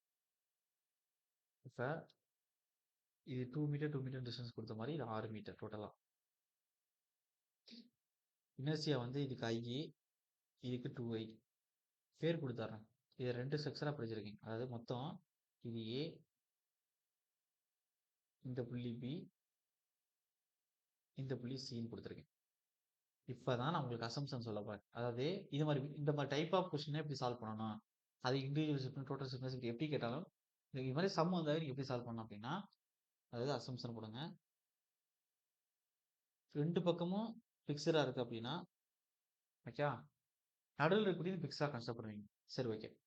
அதுக்கடுத்து எப்பயுமே நீங்க மொமெண்ட் டிஸ்ட்ரிபியூஷன் மெத்தட் சால்வ் பண்ணும்போது, ஃபர்ஸ்ட் ஸ்டெப்பா ஒண்ணு சால்வ் பண்ணுவீங்க. அதாவது என்ன அப்படின்னா, ஃபிக்ஸ்டு எண்ட்ல என்ன மொமெண்ட் ஆக்ட் ஆகுதுன்னு கண்டுபிடிப்பீங்க. அந்த ஃபிக்ஸ்டு எண்ட் மொமெண்ட்க்கு நல்லா கவனிங்க. அவன் ஒரு பக்கம் ஃபிக்ஸ்டு, இன்னொரு பக்கம் அவன் கிஞ்சுடு. இல்ல 2 பக்கமும் கிஞ்சுடு, நடுவுலயும் கிஞ்சுடு. அவன் எப்படி கேஸ் குடுத்திருந்தாலும், நீங்க எடுத்துக்கக்கூடிய சப்போர்ட்ல ஃபிக்ஸ்டு எண்ட் மொமெண்ட் கண்டுபிடிக்க போறீங்கன்னா, அத ஃபிக்ஸ்டு சப்போர்ட் மாரி நீங்க கன்சிடர் பண்ணிக்கிறணும். சார் என்ன சொல்றேன் புரியுதா உங்களுக்கு? ஓகேவா? இப்ப நான் எஸ் சொன்னது சார். புரியல அப்படின்னா, இப்ப இங்க ஃபிக்ஸ்டு. இங்க ஒரு சப்போர்ட் இருக்கு. இங்க ஒரு சப்போர்ட் இருக்கு. அப்ப ஏ, பி, சி. அப்ப நான் ஏபிங்கிற ஒரு ஸ்பேன் எடுப்பேன். அதுக்கடுத்து என்ன செய்வேன்? பிசிங்கிற ஒரு ஸ்பேன் எடுப்பேன். அப்ப நான் பிக்சட் மோட் கண்டுபிடிக்க போறேன்னா, எல்லாத்தையும் நான் பிக்சடா நானா அஸ்யூம் பண்ணிக்கிறேன். அப்ப ஒரிஜினலா சம்பளம் இது தான் பிக்சடு. அப்ப இங்கிட்டு உள்ளதே நான் என்ன செய்றேன்? பிக்ஸ்டுன்னு மாத்திக்கிட்டேன். இங்க உள்ளதே பிக்ஸ்டுன்னு மாத்திக்கிட்டேன். சார் புரியுதா நான் சொல்றேன்னு? இல்ல எனக்கு எல்லாமே கிஞ்சுடா வருது. அப்பன்னா, இப்ப இது ஏ, இது பி, சி. அப்ப இந்த ஸ்பேன் ஏபி ஸ்பேன் எடுப்போம். அதுக்கடுத்து பிசி ஸ்பேன் எடுப்போம். அப்ப என்ன செய்வேன்? பிக்சட் மட்டும் கண்டுபிடிக்கணும்னா, எல்லாத்தையும் பிக்சடா நான் கன்சிடர் பண்ணிக்கிறணும். சார் என்ன சொல்றேன் புரியுதா உங்களுக்கு? S sir. ஓகே எஸ் தானே சார். சார்? Okay, okay. இதான் அசம்ப்ஷன். இத நீங்க கண்டுபிடிக்கணும்னா, இப்ப இதுல ஒரு கொஸ்டின் கேட்பாங்க. எல்லா பிக்ஸ்டு மொமெண்ட்டையும் எப்படி கண்டுபிடிக்கிறதுன்னு சொல்லணும்னா, ஆல்ரெடி இப்ப தான் நடத்தி முடிச்சேன். பிக்ஸ்டு பீம்ல மிட் பாயிண்ட் லோடு, பிக்ஸ்டு பீம்ல யூடிஎல் ஆக்ட் ஆகுற மாரிலாம். அதான் நீங்க கண்டுபிடிச்சிருப்பீங்கல்ல? அதான் இப்ப நீங்க சொல்ல போறீங்க. ஓகேயா? ஓகே. இப்ப அசம்ப்ஷன் ஃபர்ஸ்ட் என்ன? அதாவது all joint to be considered as fixed. இங்க ஜாயிண்ட் 1 2 3. அப்ப all joints to be considered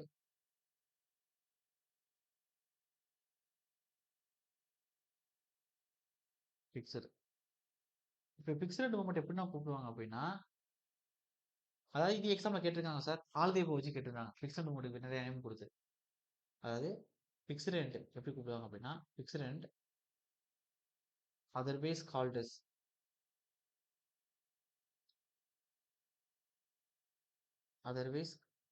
as எப்படின்னா கூப்பிடுவாங்கன்னா, அதாவது என்காஸ்டர் சப்போர்ட்னு சொல்லுவாங்க, இல்லை என்காஸ்டர் அப்படின்னு சொல்லுவாங்க. என்காஸ்டர் சப்போர்ட் அப்படின்னு சொல்லுவாங்க. இப்படி கூப்பிடுவாங்க. அல்லது வேற எப்படி கூப்பிடுவாங்க அப்படின்னா, பில்டப் அப்படின்னு சொல்லுவாங்க. பில்டிங் இல்லை பில்டப் ரெண்டையும் பிக்சர் தான். பில்ட் ஏன் இல்லை பில்டப், இது பிக்சர் சப்போர்ட்டுக்கான வார்த்தை தான். கிளாம்ப் இது பிக்சர் சப்போர்ட்டுக்கான வார்த்தை தான். இது உடனே கொஸ்டின் கேட்டிருந்தாங்க. 3 ஆப்ஷனையும் கொடுத்து ஆல் டைப்ல கொடுத்துருந்தாங்க. அப்போ ஆல் டைப் தான் கரெக்டான ஆன்சர். ஓகே, இப்போ இந்த ப்ராப்ளம் சால்வ் பண்ணுறதுக்கு முன்னாடி ஒரு சில கேஸுக்கு நீங்கள் என்ன செய்யணும் அப்படின்னா, ஃபிக்ஸ்டு எண்ட் மொமெண்ட் கண்டுபிடிக்கணும். இப்போ ஆல்ரெடி உங்களுக்கு ஃபிக்ஸ்டு எண்ட் மொமெண்ட் சில கேசஸ் தான் நடத்திருப்பேன். இப்போ நீங்களே சொல்லுங்க சார். இப்போ ஃபிக்ஸ்டு எண்ட் மொமெண்ட்டு நல்லா கவனிங்க. ஃபிக்ஸ்டு எண்ட் மொமெண்ட்டு ஒரு ஃபிக்ஸ்டு பிம்ல மிட் பாயிண்ட் உங்களுக்கு என்ன சார் வரும்? MA என்ன வரும், MP என்ன வரும்? இன்னைக்கு மார்னிங் நடத்தினேன், சொல்லுங்க. இன்னைக்கு நடத்தின கிளாஸ் மார்னிங் WL/8 சார். MUவும் WL/8, MP WL/8. இதே ஃபிக்ஸ்டு எண்ட் மொமெண்ட் ஒரு ஃபிக்ஸ்டு பீம்ல யூனிலாக் ஆகும்போது என்ன வரும்? ME என்ன வரும்? WL²/12. WL²/12 sir. Anti clock வைஸ்ல வரும். அதே MPங்கிறது கிளாக் வைஸ்ல வரும், WL²/12 தான் வரும். எல்லாருக்கும் ஞாபகம் இருக்கா என்ன சொல்றேன்னு? ஓகே தானே? சார். ஓகே, அப்ப இந்த ப்ராப்ளம் சால்வ் பண்றதுக்கு முன்னாடி இன்னொரு எக்ஸாம் பாயிண்ட் ஆஃப் கேட்கக்கூடிய கொஸ்டின் நீங்க பார்த்துட்டு போயிடணும். அப்ப fixed end moment for variation cases. இன்னும் இந்த ப்ராப்ளம் சால்வ் பண்ண போல இது எக்ஸாம்ல அதிகம் கேட்கக்கூடிய question.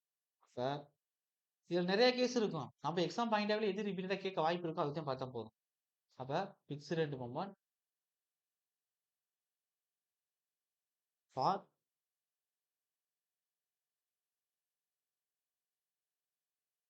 various cases.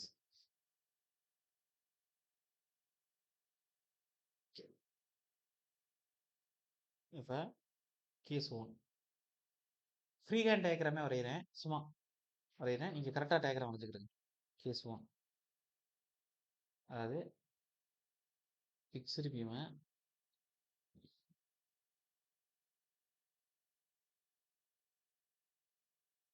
Mid point load W.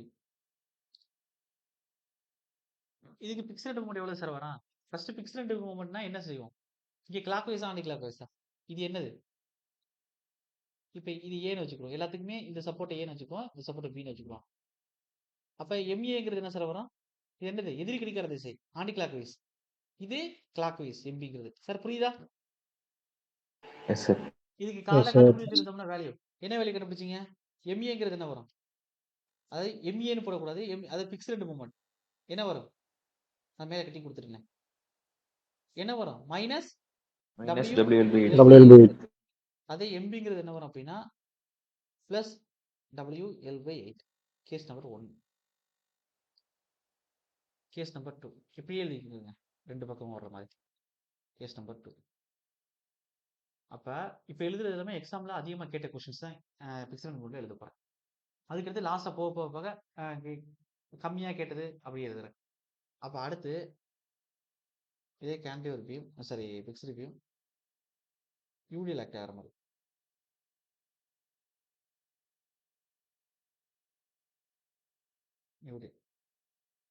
இப்போ MA MB காலையே நடத்திட்டேன். சொல்லுங்க என்ன வரும்? MAங்கிறது என்ன வரும்? Minus WL²/12. MBங்கிறது பிளஸ் W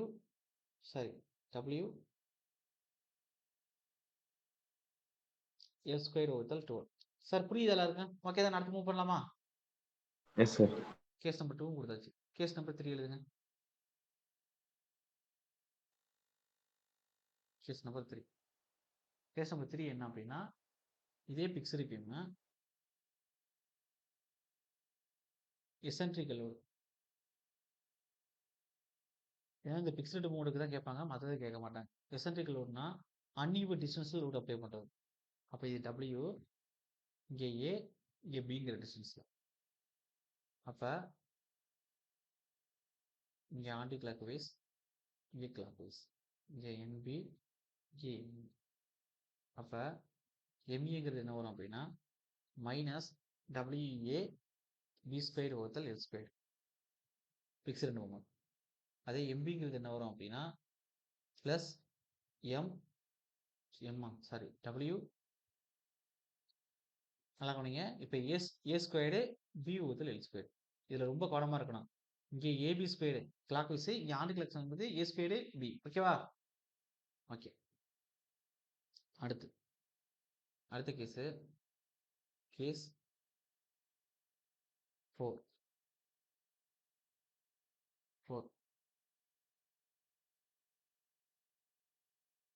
அதாவது இதே பிக்சர் பீம்ல 2 லோடு வர மாதிரி.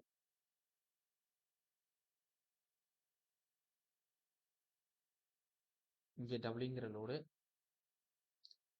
இங்கே டபிள்யூங்கிற லோடு.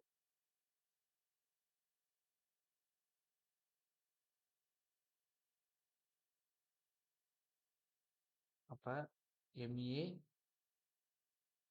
எம்பி இப்போ எவ்வளவு வரும் அப்படின்னா MA is equal to minus W into A, MB equal to plus W into ஏங்கிற அளவுக்கு வரும். சார் புரியுதானே சார்? என்ன ஓகேவா? சரி கரெக்டாக தான். ஓகே. இப்போ அடுத்து கேஸ் நம்பர் 5. இப்போ கேஸ் நம்பர் 4 எக்ஸாம்பிள் கேட்டதில்லை. கேஸ் நம்பர் 3 வரையும் எக்ஸாம்பிள் கேட்டிருக்காங்க. இப்போ அடுத்து எக்ஸாம்பிள் கேட்டிருக்காங்க. என்னது அப்படின்னா நல்லா கவனிக்கணும். இப்போ இந்த இடத்துல வந்து எங்கே மேக்ஸிமம் வேரிங் லோடு வருதுங்கிறத நல்லா கவனிங்க. பிக்ஸில் இப்போ நான் முன்னாடி ஸ்லோப் அண்ட் டிப்ளெக்ஸ் நடத்த போதே நான் சொன்னேன். இதே மாதிரி பிக்சடு பீமுக்கு ஒன்று வரும், அங்கே 24ன்னு வராது 20ன்னு வரும், மாற்றி அடிச்சிடாதீங்க அப்படின்னு நான் சொன்னேன். கிளாஸ் கவனிச்சிங்கன்னா உங்களுக்கே புரிஞ்சிருக்கும் கரெக்டாக. ஓகே. அதாவது இது மாதிரி வேரிங் லோடில் ஸ்லோப் எவ்வளோ சார் வந்திருக்கும்? டபிள்யூ என்ன ஞாபகம் இருக்கா? சொல்லுங்க சார். வேரிங் லோடில் எங்கே உங்களுக்கு? அங்கே கேன்டிலீவரில் என்ன சார் ஸ்லோப் வந்திருக்கும்? WL by L cube divided by 24A. 24 into EA. Okay. அதே சார் ட்ரிப்ளெக்ஷனுக்கு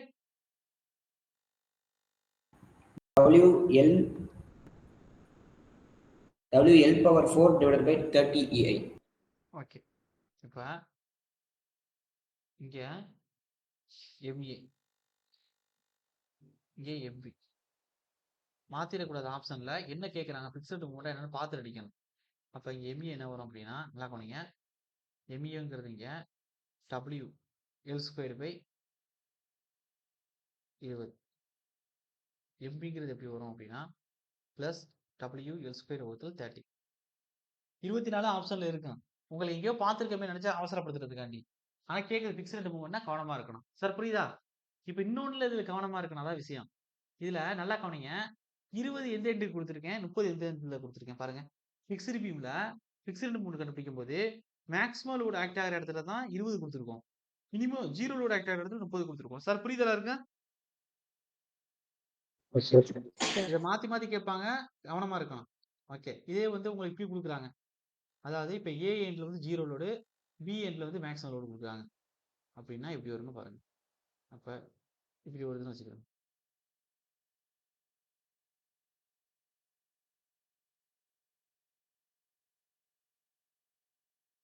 அப்போ இங்கே எம்ஏ, இங்கே எம்பி. அப்போ எம்ஏ இந்த அளவுக்கு வரும் அப்படின்னா மைனஸ் WL ஸ்கொயர் பை 30. அதே எம்பி இந்த அளவுக்கு வரும்னா plus WL square by 20. Sir புரியுதானே? Okay sir. Okay. Yes sir. இப்ப லாஸ்ட் கேஸ்ன்னு சொல்ல முடியாது. மொமெண்ட் ஆக்டர் மாதிரி ஒண்ணு குடுக்கணும். இப்ப இந்த கேஸே அதாவது 5வது கேஸ் கேட்டிருக்காங்க. 6வது கேஸ் கேட்டிருக்காங்க. இப்ப எழுதக்கூடிய 7வது கேஸ் இதுவரைக்கும் கேட்டதில்ல. இருந்தாலும் வேல்யூ பாத்துக்கிடுங்க. இந்த ஒரு கேஸ் ஒத்தேன். கேட்கிற மாதிரி இருக்கலாம். ஏன்னா அதுக்கு இந்த மாதிரி ஆப்ஷன் இருக்கு சின்னமா. அதுக்காண்டி சொல்றேன். கேஸ் 6. இது எப்படி அப்படின்னா, இப்ப நம்ம எல்லாத்துக்கும் என்ன சார் கண்டுபிடிச்சிட்டு இருக்கோம்? எல்லாத்துக்கும் நம்ம என்ன கண்டுபிடிச்சிட்டு இருக்கோம்? என்ன மூமெண்ட் கண்டுபிடிச்சிட்டு எக்ஸலண்ட் இருக்கோம்?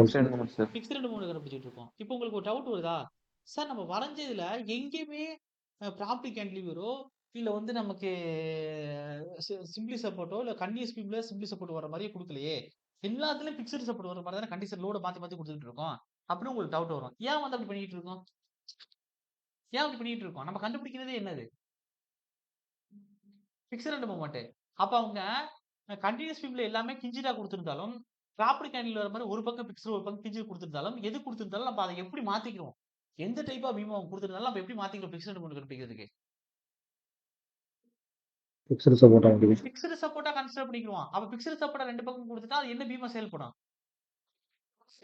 ஃபிக்ஸ்டு பீம் மாதிரி ஃபிக்ஸ்டு பீம் செயல்படும். ஓகே, அதான் விஷயம் இங்க.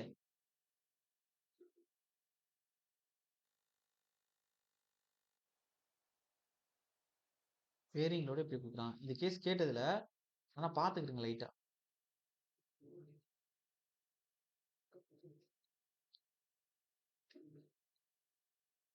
ஓகே, அப்ப MA வந்து -5WL² வகுத்தல் 96.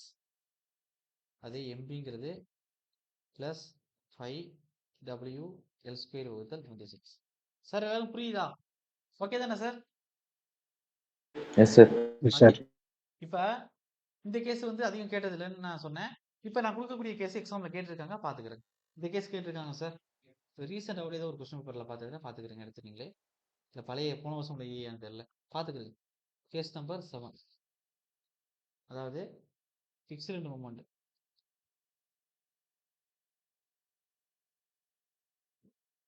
எம்ங்கிற மூமெண்ட் சென்டர்ல ஆக்ட் ஆகுது. அப்ப நமக்கு இங்க என்ன வரும், இங்க என்ன வரும்? அப்ப ME என்ன வரும் அப்படின்னா, அதாவது M/4ங்கிற அளவுக்கு இருக்கும். அது MB எந்த அளவுக்கு வரும்னா +M/4 அளவுக்கு இருக்கும். அதாவது வேல்யூ M/4 அளவுக்கு இருக்கும். சார் எல்லாரும் புரியுதா? சரி, ஓகே தானே? Yes sir. Yes sir. Okay, அதுக்கடுத்து வேற என்ன சொல்லலாம் அப்படின்னா,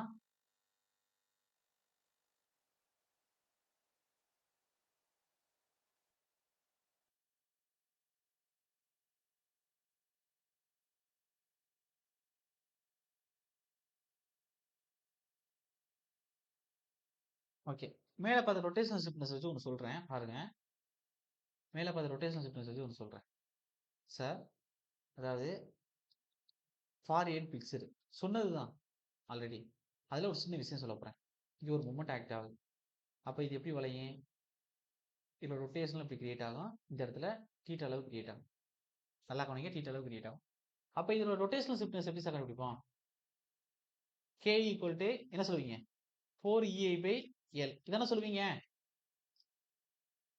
இந்த கேவோட ஃபார்முலா என்ன சார்? அதாவது M/θ. அதை தீட்டா ஒரு டிகிரிவாக எவ்வளவு மூமெண்ட் கொடுக்கணும், அதான் K. Equal to 4EI/L. இந்த தீட்டா இங்கிட்டு படிச்சா பெருக்கல். அப்ப ME ஈக்குவல் டு 4EI ஓகேவா இன்டு தீட்டா வகுத்தல் L. சார் புரியுது அந்த ஃபார்முலா எல்லாருக்கும்? சார் ஓகேவா? Yes sir. ஓகேவா? இப்போ வந்து இப்போ நான் இப்போ இந்த இடத்துல A கொடுக்குறேன், இந்த இடத்துல B கொடுக்குறேன். அப்ப Bல தான் நம்ம தீட்டா கிடைக்குது. அப்படின்னா இங்க என்ன ஆயிரும்? தீட்டா B இங்க MBன்னு ஆயிரும். சார் இப்படியும் உங்களுக்கு கொடுக்கலாம், மூமெண்ட் கேட்கலாம். அப்ப என்ன செய்யணும்? ரொட்டேஷனல் ஸ்டிஃப்னஸ் வச்சு நீங்க அப்படியே கொண்டு வர வேண்டியதான். சார் ஓகே தானே? புரியுதா சார் எல்லாருக்கும்? Yes sir. Okay okay, just இதை பார்த்து வச்சுக்கிறேங்க. இப்போ நம்ம ப்ராப்ளத்துக்கு வாங்க சார் மறுபடியும். இப்ப நான் பிக்ஸ்டு மூமெண்ட் கொடுத்ததுலேயே ஒரு கொஸ்டின் உட்காந்துருக்கு அனாலிசிஸ்ல. இவ்வளவு கேஸ் கொடுத்துருக்கேன்னா இன்னைக்கு அவ்வளவு கொஸ்டின் ஏரியா இந்த செஷன் மூமெண்ட் டிஸ்ட்ரிபியூஷன் நடத்திருக்கோம். இப்போ ஃபைனலா ப்ராப்ளம் தான் பார்க்க போறோம். அதுக்கடுத்து பிக்ஸ்டு மூமெண்ட் வேற அதை கொடுத்துருக்கோம். அப்ப இதுல ஒரு கொஸ்டின் வரும். இப்ப லாஸ்டா நம்ம பார்த்த ப்ராப்ளத்தோட கண்டினியூஷன். இப்போ இன்னும் ஒரு டைம் நல்லா ப்ராப்ளத்தை பார்த்துக்கலாம். ரொம்ப தூரம் வந்துட்டோம். அதாவது ரெண்டு பக்கம் பிக்ஸ்டு ABC பார்த்துக்கிறங்க பாயிண்ட. ஏபியில் வந்து 40 கிலோமீட்டர் ரோடு ஆக்ட் ஆகுது. நடுவில் 2 மீட்டர் ஒரு மொமெண்ட் ஆஃப் இனர்ஷியா I. அதாவது union 40 kilometre 10 kilometre per metre, distance RI, 2ஏங்கிற அளவுக்கு ஆக்ட் ஆகுது. இதை பார்த்துக்கிறங்க. இப்போ வந்து ஃபர்ஸ்ட் என்ன கண்டுபிடிக்கணும்னா ஸ்டெப் நம்பர் 1. இப்போ கண்டுபிடிங்க.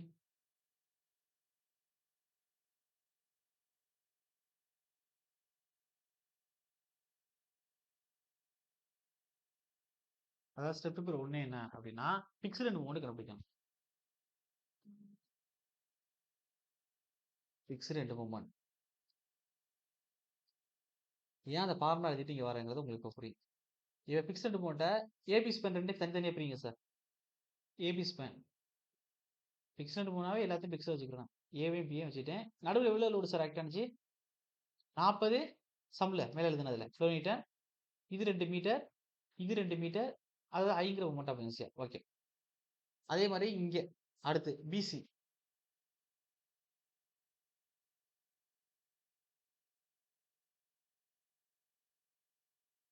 UTL 10 kilometre per metre act ஆனிச்சு. அதுக்கடுத்து 6 மீட்டரு 2 மூமெண்ட் ஆஃப் இனர்ஷியா. இப்போ ஃபிக்ஸ்டு மூமெண்ட் கண்டுபிடிக்கணும். அப்போ என்ன கண்டுபிடிக்கணும்? இது ஏ, இது பி. ப்ராப்ளம் படி. ப்ராப்ளத்தில் இது என்னது? இது பி, இது சி. அப்போ ஃபிக்ஸ்டு மூமெண்ட் இங்கே, அதாவது ஃபிக்ஸ்டு மூமெண்ட் எப்படி இருக்கணும்? Fixed moment force A to B. இங்கே ஃபிக்ஸ்டு மூமெண்ட் எதுக்குன்னா பி டு ஏ. இங்கே ஃபிக்ஸ்டு மூமெண்ட் வந்து பி டு சி.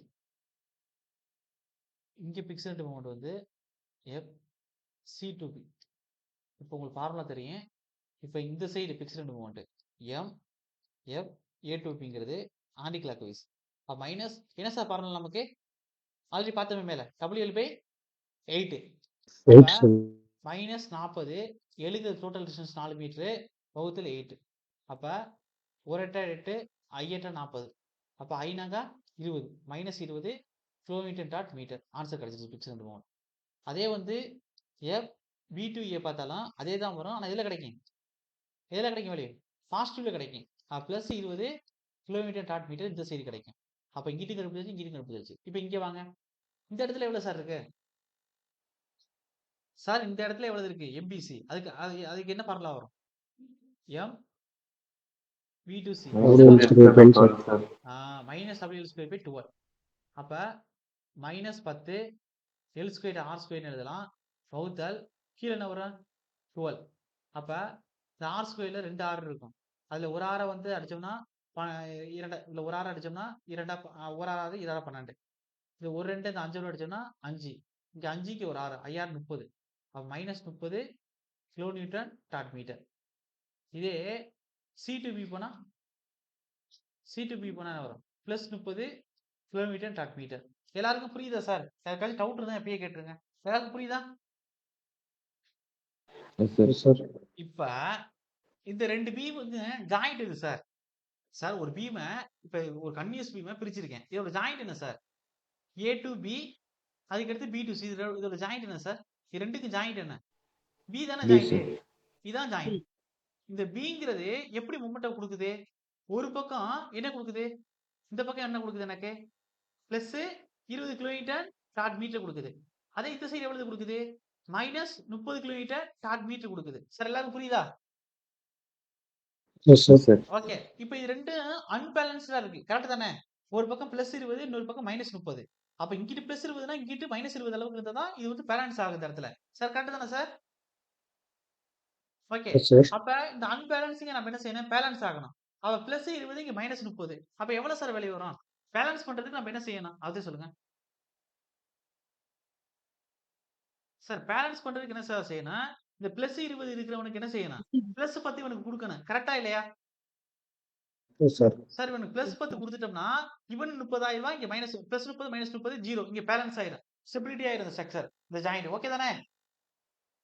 ஓகே. அப்ப பிளஸ் 10 கொடுக்கணுங்கிறத கண்டுபிடிச்சிட்டோம். ஆனா அந்த பிளஸ் 10 யாருக்கு கொடுப்போம்? பில இருந்து ஏக்கும் கொடுக்கணும். அதுக்கடுத்து பில இருந்து சிக்கும் கொடுக்கணும். சார் என்ன சொல்ற புரியுதா உங்களுக்கு? பிங்கிற ஜாயிண்ட்ல பிளஸ் 10ங்கிற அளவுக்கு ஒருத்தன் இருக்கான் சார் அன்பேலன்சிங்கா. இந்த அன்பேலன்சிங்கா இருக்கவன இப்ப என்ன செய்யணும்? இந்த சைடு உள்ள ஏவுக்கும் இந்த சைடு உள்ள சிக்கும் கரெக்டா கொடுத்தா தானே உங்க 2 பேரும் பேலன்ஸா இருப்பாங்க. ஒரு சீசாவில் 2 குழந்தைங்க உட்காந்துருக்க மாதிரி. ஒரு குழந்தை வந்து இங்கிட்டு ஒரு வெயிட்டா உட்கார்ந்திருக்கு. இன்னொரு குழந்தை வந்து ஒல்லியா உட்கார்ந்திருக்கு அப்படின்னா, வெயிட்டா இருக்கக்கூடிய குழந்தை என்ன செய்யும்? கீழ போயிரும். ஒல்லியா இருக்கக்கூடிய குழந்தை வந்து லீனா இருக்கக்கூடிய குழந்தை மேல போயிரும். அப்போ உங்க 2 பேரும் பேலன்ஸா வச்சிருக்கணும்னா என்ன செய்யணும்? 2 பேருக்கும் ஒரே வெயிட்ட வைக்கணும். சார் என்ன சொல்றேன் புரியுதா உங்களுக்கு? ஓகே. Yes, sir. அப்ப இந்த 10 ஏக்கும் குடுக்கணும். அதே சமயம் சிக்கும் குடுக்கணும். பிங்கிற புள்ளியில இருக்கக்கூடிய 10 பேலன்சிங் மொமெண்ட்ட. அன்பேலன்சிங், பேலன்சிங்கான 10. அத எந்த அளவுக்கு குடுக்கணும்னா, ஃபர்ஸ்ட்டு எனக்கு ஏக்கு எவ்வளவு தேவைப்படும்னு நான் கண்டுபிடிக்கணும். சார் என்ன சொல்றேன் புரியுதா உங்களுக்கு? ஏ யோட தேவை எவ்வளவு இருக்குன்னு கண்டுபிடிக்கணும். அதுக்கடுத்து சி யோட தேவை எவ்வளவு இருக்குன்னு கண்டுபிடிக்கணும். ஒரு பொருள் மொமெண்ட்ட டிஸ்ட்ரிபியூட் பண்ணும்போது, அந்த யாருக்கு டிஸ்ட்ரிபியூட் பண்ண போறோமோ, அவங்களோட தேவைய கண்டுபிடிக்கிறதுக்கு நம்ம என்ன கண்டுபிடிப்போம்? அவங்களோட இண்டிவிஜுவல் ஸ்டிஃப்னஸ் கண்டுபிடிப்போம். சார் என்ன சொல்றேன் புரியுதா உங்களுக்கு? Yes, okay. sir. இப்ப பிலேருந்து ஏவ பார்க்க வந்து மாறியன் பிக்ஸ்டு. அப்ப அவங்களோட தேவை என்ன? 4EA/L. அப்ப 4EA/L நம்ம என்ன செய்யணும்? அவங்களோட லென்த் எல்லாம் போட்டு கண்டுபிடிக்கணும். அதே மாரி சி கண்டுபிடிக்கும்போது அவங்களும் பிக்ஸ்டுன்னா, அப்ப அவங்களுக்கு ஒரு லென்த் இருக்கு. ஒரு இருக்கும். அப்ப அவங்களோட தேவை என்னன்னு கண்டுபிடிக்கணும். சார் என்ன சொல்றேன் புரியுதா உங்களுக்கு? ஓகே தானே? கண்டுபிடிக்கணும். Yes, sir. இப்ப கண்டுபிடிச்சதுக்கு அப்புறம், எனக்கு ஏக்கு எவ்வளவு தேவைப்படுது? சிக்கு எவ்வளவு தேவைப்படுதுன்னு கண்டுபிடிச்சு வச்சிருப்போம். ஆனா நம்ம கிட்ட இதுக்கு என்ன ரேஷியோல பிரிச்சு உங்களுக்கு குடுக்கணும் அப்படிங்கிறது கரெக்ட்டா தெரியாது. அப்ப என்ன செய்யணும்னா, ஏ ஓட தேவையையும், சி ஓட தேவையையும் சம்மேஷன் பண்ணணும். அப்ப டோட்டலா உங்க 2 பேருக்கு என்ன தேவை இருக்கு? அத கண்டுபிடிக்கணும். கண்டுபிடிச்சுட்டு, இப்ப ஏக்கு எவ்வளவு குடுக்கணும்னா, ஏ ஓட தேவை டிவைடட் பை 2 பேரோட மொத்த தேவை. இது 2யும் வகுத்தோம்னா ஒரு ரேஷியோ கிடைக்கும். அதான் டிஸ்ட்ரிபியூஷன் ஃபேக்டர் OA. அப்ப அவனுக்கு இவ்வளவு தான் குடுக்கணும். அதுக்கடுத்து ஓ அ நம்மளுடைய சிக்கு குடுக்குறதுக்கு, சி யோட தேவை வகுத்தல் ஏ பிளஸ் சி 2க்கும் கூட்டுனா மொத்த தேவை. இத வகுத்தா சிக்கு எவ்வளவு குடுக்கணும்னு தெரிஞ்சு போயிரும். சார் என்ன சொல்றேன் புரியுதா உங்களுக்கு? Yes, sir. ஆ இப்ப என்ன செய்யணும்? இப்ப இதெல்லாம் கண்டுபிடிச்சுப்புட்டு, இப்ப 10 இப்ப ஏக்கு வந்து 7 குடுக்கணும் அப்படின்னா, அவனுக்கு 7 குடுக்கணும். அப்ப மீதி என்ன இருக்கும் 10ல? 3 இருக்கும். அப்ப சிக்கு 3 குடுக்கணும். அப்ப இங்க நம்மட்ட இருக்கக்கூடிய 10ல இவனுக்கு 7 குடுத்துட்டோம். சாரி இவனுக்கு வந்து எவ்வளவு குடுத்துட்டோம்? 7 குடுத்துட்டோம் ஏக்கு. அதே மாரி சிக்கு வந்து 3 குடுத்துட்டோம். இப்ப நடுவுல என்ன ஆயிரும்? 0ன்னு ஆயிரும். சாரி 0ன்னு ஆயிரும் ஜாயின்ட்ல. அப்ப இந்த ஸ்ட்ரக்சர் எப்படி இருக்கும்? ஸ்டெபிலிட்டியா இருக்கும். சார் என்ன சொல்றேன் புரியுதா உங்களுக்கு? சார் ஓகே தானே சார்? Yes, sir. ஆ அப்ப என்ன செய்யணும்? நடுவுல ஜாயிண்ட் Bல 0 மூவ்மெண்ட் வர்ற வரையும், நம்ம திருப்பி திருப்பி இந்த மெத்தட ரிப்பீட் பண்ணிக்கிட்டே இருக்கணும். அப்படி ரிப்பீட் பண்ணிக்கிட்டே இருக்கக்கூடியதுனால தான் இது இட்ரேஷன் மெத்தட். ஃபர்ஸ்ட் ஒரே ஸ்டெப்லயே ஆன்சர் கிடைக்கலாம். இல்ல 2வது டைம் ரிப்பீட் பண்ணும்போது கிடைக்கலாம். இல்ல 3வது டைம் ரிப்பீட் பண்ணும்போது கிடைக்கலாம். இல்ல 100வது டைம் ரிப்பீட் பண்ணும்போது கிடைக்கலாம். ஆனா மேக்ஸிமம் என்ன சொல்றாங்கன்னா, இது செகண்ட் ஆர்டர் இட்ரேட்டிவ் மெத்தட். அதாவது 2வது முறை இட்ரேஷன் பண்ணும்போது மேக்ஸிமம் கேஸ்க்கு ஆன்சர் கிடைச்சிரும்னு சொல்றாங்க. சார் புரியுதா நான் சொல்றேன்? சார் ஓகேவா? Yes, sir. ஓகே. 1க்கே கிடைக்கணும். அப்படி இல்லாட்டி 2வதுக்கே முடிஞ்சிடும் அப்படின்னு சொல்றாங்க. ஞாபகம் வச்சுக்கிருங்க. சார் இப்ப கான்செப்ட்லாம் புரியுதா? மொமெண்ட் டிஸ்ட்ரிபியூஷன் மெத்தட் ஓகேவா? Yes, sir. ஓகே. இப்ப அடுத்து என்ன கண்டுபிடிக்க போறோம்னா, எனக்கு இவன் எனக்கு 20 - 30 கண்டுபிடிச்சாச்சு. அப்ப அன்பேலன்ஸ்டா இருக்குன்னு கண்டுபிடிச்சாச்சு. இப்ப பேலன்ஸ் பண்றதுக்காண்டி நான் OAக்கு எவ்வளவு குடுக்கணும்? OBக்கு எவ்வளவு குடுக்கணும்? ஃபர்ஸ்ட் அவங்களுக்கான இண்டிவிஜுவல் ஸ்டிஃப்னஸ் கண்டுபிடிக்கணும். இப்ப அடுத்து கண்டுபிடிங்க. Step number 2.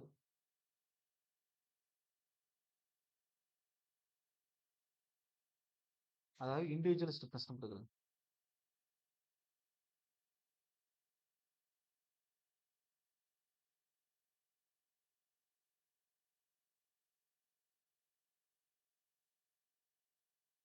Okay. Individual sorry.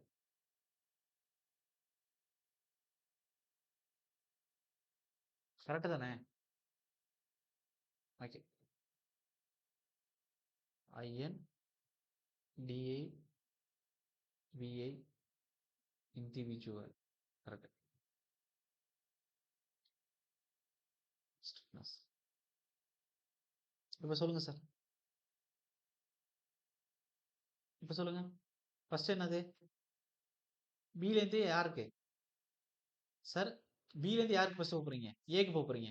அப்ப இண்டிவிஜுவல் ஸ்டிஃப்னஸ் ஃபாரின் பிக்சர்னா 4EA/L 4 ஐங்கிறது என்ன? ஒரு ஐ தான். எல்லுங்கிறது எவ்வளவு? 4. அப்ப கேன்சல் பண்ணா EI வரும். மேல படத்துல தான் சொல்றேன். ஓகே தானே? அடுத்து Bல இருந்து யாருக்கு போறீங்க? Cக்கு போறீங்க. அவரும் பிக்ஸ்டு தான். 4EA/L. ஆனா அவர் என்ன வராரு? 4E ஐங்கிறது அவர் 2ஐயா இருக்காரு. எல்லுங்கிறது 6ஆ இருக்காது. அப்ப 1 2 2 3 2 6. அப்ப என்ன இருக்கும்? மேல 4EA இருக்கும். கீழ என்ன இருக்கும்? 3 இருக்கும்.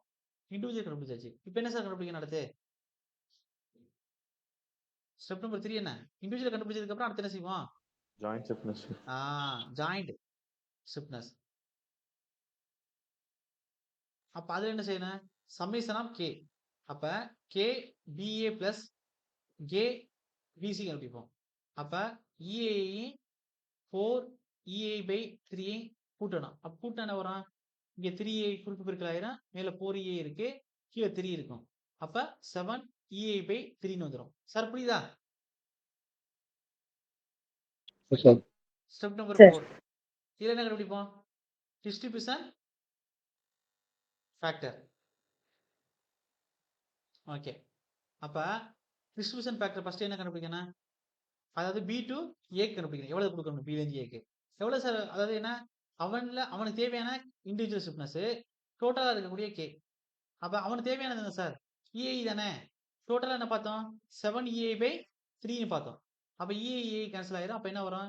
3 பை 7. இப்ப அடுத்தது நீங்களே சொல்லலாம். 7ல 3 பங்கு போச்சு ஒருத்தனுக்கு. அப்ப பி டு சிக்கு எவ்வளவு கொடுக்கணும்? பி டு சிக்கு 4 பை 7 கொடுக்கணும். 4 கொடுக்கணும். 4 by 7. ஓபி வகுத்தல் சமேஷனா கே. இவனுக்கு மேல என்ன கண்டுபிடிச்சோம்? 4 இஏ பை 3ன்னு கண்டுபிடிச்சோமா? வகுத்தல் கீழே 7 இஏ பை 3. அப்ப இந்த இஏ கேன்சல் ஆயிரும். 3 கேன்சல் ஆயிரும். அப்ப என்ன வரும்? மேல 4 இருக்கும், கீழே 7 இருக்கும். சார் ஓகே தானே? நீங்க கண்டுபிடிச்சது கரெக்டானு செக் பண்ணிக்கிறீங்க. அப்ப செக் என்ன பண்ணணும்னா சம்மேஷன் ஆஃப் டிஸ்ட்ரிபியூஷன் ஃபேக்டர் பண்ணா ஈக்குவல் என்ன வரணும்? ஈக்குவல் என்ன வரணும்? B2A 1 sir. அவ்வளவுதான். B2Cயும் கூட்டுங்க. அப்ப அது 3 பை 7, இது 4 பை 7.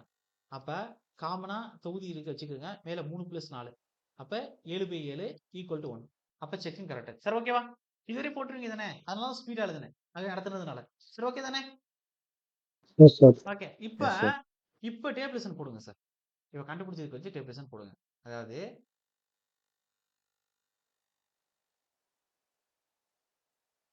இப்ப என்ன செய்ய போறேன்னா ஃபர்ஸ்ட் டிஸ்ட்ரிபியூஷன் ஃபர்ஸ்ட் கண்டுபிடிச்சதுல இருந்து வருவோமா? ஓகே. First join. ஏன்னா ஜாயின் இருந்துச்சுன்னா ஏ இருந்துச்சு. சரி ஏன்னு சொல்றேன். ஏல இருந்து பி ஏபி இருந்துச்சு. அதுக்கு அடுத்து பி டு அது மெம்பரா? Sorry sir. ஜாயிண்ட் வந்து என்னன்னா ஏ பி சி 3 புள்ளி தான். அடுத்து மெம்பர். மெம்பர் என்னன்னா ஏல இருந்து பி இருந்துச்சு. அதுக்கடுத்து பிஏ வந்து 2 பி டு ஏ போனுச்சு. அதுக்கடுத்து பில இருந்து சி. இங்க என்ன வரும்? C to B. சார் எல்லாருக்கும் புரியுதா என்ன சொல்றேன்னு? எழுதிருக்கேங்கிறது புரியுதா? ஓகேவா? ஓகே. Yes, sir. இப்ப பிக்ஸ் 2 மூமெண்ட் எடுத்து கண்டுபிடிச்சேன். எந்த மூமெண்ட்? ஏ டு பி என்ன சார் கண்டுபிடிச்சோம்? ஆடி கிளாக் வைஸ்ல -20 கிடைச்சிச்சு. பி டு ஏ என்ன வந்துச்சு? +20 கிடைச்சு. B to C -30. C to B +30. வந்திருக்க வரையும் எடுத்துட்டு பிக்ஸ் 2 மூமெண்ட் ஃபர்ஸ்ட் கண்டுபிடிச்சேனா? ஓகே. அடுத்து இதுல அன்பேலன்சிங்கா இருக்கிறது எவ்வளவு சார்? அன்பேலன்ஸ்டு மூமெண்ட் எவ்வளவு இருக்கு? -10 அளவுக்கு இருக்கு. சார் அன்பேலன்ஸ்னா இதுல அதிகமா இருக்கிறது எவ்வளவுன்னு அர்த்தம். அன்பேலன்ஸ்டு மூமெண்ட் எவ்வளவு? அன்பேலன்ஸ்னா அதிகமாக பேலன்ஸ் ஆகாம இருக்க மூமெண்ட் எவ்வளவுன்னு கேட்கறேன். இதுல +20 இருக்கு, ஒரு பக்கம் -30. அதான் கூட இருக்கு. எந்த அளவுக்கு கூட இருக்குது? எந்த அளவுக்கு கூட இருக்கு? -10 அளவுக்கு கூட இருக்கு. ஓகேவா? -10 அளவுக்கு கூட இருக்கு. ஓகே. இப்ப இத பேலன்சிங் மூமெண்டா மாத்தணும். இத பேலன்சிங் மூமெண்டா மாத்தணும்னா யாருக்கு கொடுக்கணும்? -10க்குன்னா அப்ப நம்ம என்ன கொடுக்கணும் இங்க? பேலன்சிங் மூமெண்டா மாத்த. -10 இருக்கு. அத பேலன்சிங்னா 0 ஆக்கணும். ஈக்குலிபிரியம் ஆக்கணும். இப்ப என்ன கொடுக்கணும் நம்ம? இந்த -10க்கு பதிலா என்ன கொடுக்கணும் அதோட சேர்த்து? +10 ஆக்கணும். அப்ப -10 +10 கூட்டினா 0 ஆயிரும். ஓகே. இப்ப பேலன்சிங் மூமெண்ட் எழுதியாச்சு. இப்ப அடுத்து என்னன்னா இந்த 10ங்கிற மூமெண்ட்டை தான் நான் ஏ சைடு பிரிச்சு கொடுக்கணும். நான் சி சைடு பிரிச்சு கொடுக்கணும் பில இருந்து. சார் எல்லாரும் புரியுதா? ஓகே. இது என்ன ரேஷியோல கொடுக்க போறோம்ன்றதுக்கான தான் நம்ம என்ன செஞ்சோம்னா டிஸ்ட்ரிபியூஷன் ஃபேக்டர் வச்சிருக்கோம். இது என்ன ரேஷியோல சார் கொடுக்க போறோம்? டிஸ்ட்ரிபியூஷன் ஃபேக்டர் எழுதுங்க. Distribution factor. இது என்ன ரேஷியோல சார் பிரிச்சு கொடுக்க? அதாவது பி டு ஏக்கு இந்த இந்த பி இந்த சைடு எவ்வளவு பிரிச்சு கொடுக்க போறோம்? பி ல இருந்து ஏக்கு டிஸ்ட்ரிபியூஷன் ஃபேக்டர் எவ்வளவு வந்துச்சு? 3 by 3 by 7. 7, sir. அதே இந்த சைடு பி டு சி க்கு வந்து பிரிச்சு கொடுக்க எவ்வளவு வந்துச்சு? 4 by 7. இப்ப நல்லா கவனிங்க. அப்ப பி டு ஏக்கு தான் பிரிச்சு கொடுக்க போறோம். அப்ப பி டு ஏக்கு மொமெண்ட் எவ்வளவு இருக்கு? பேலன்சிங்கா பேலன்ஸ் பண்றதுக்கு எவ்வளவு மொமெண்ட் இருக்கு? எவ்வளவு இருக்கு? 10ங்கிற மொமெண்ட். 10 3/7 பெருக்குங்க. 10 3/7 பெருக்குனா எவ்வளவு வரும்? டிஸ்ட்ரிபியூஷன் இப்பதான் டிஸ்ட்ரிபியூஷன் பண்றோம் மொமெண்ட. 10 3/7 பெருக்குனா என்ன சார் வரும்? 10 × 3/7 எவ்வளவு வரும்? அதாவது 4.285 வரும். சார் ஓகேவா?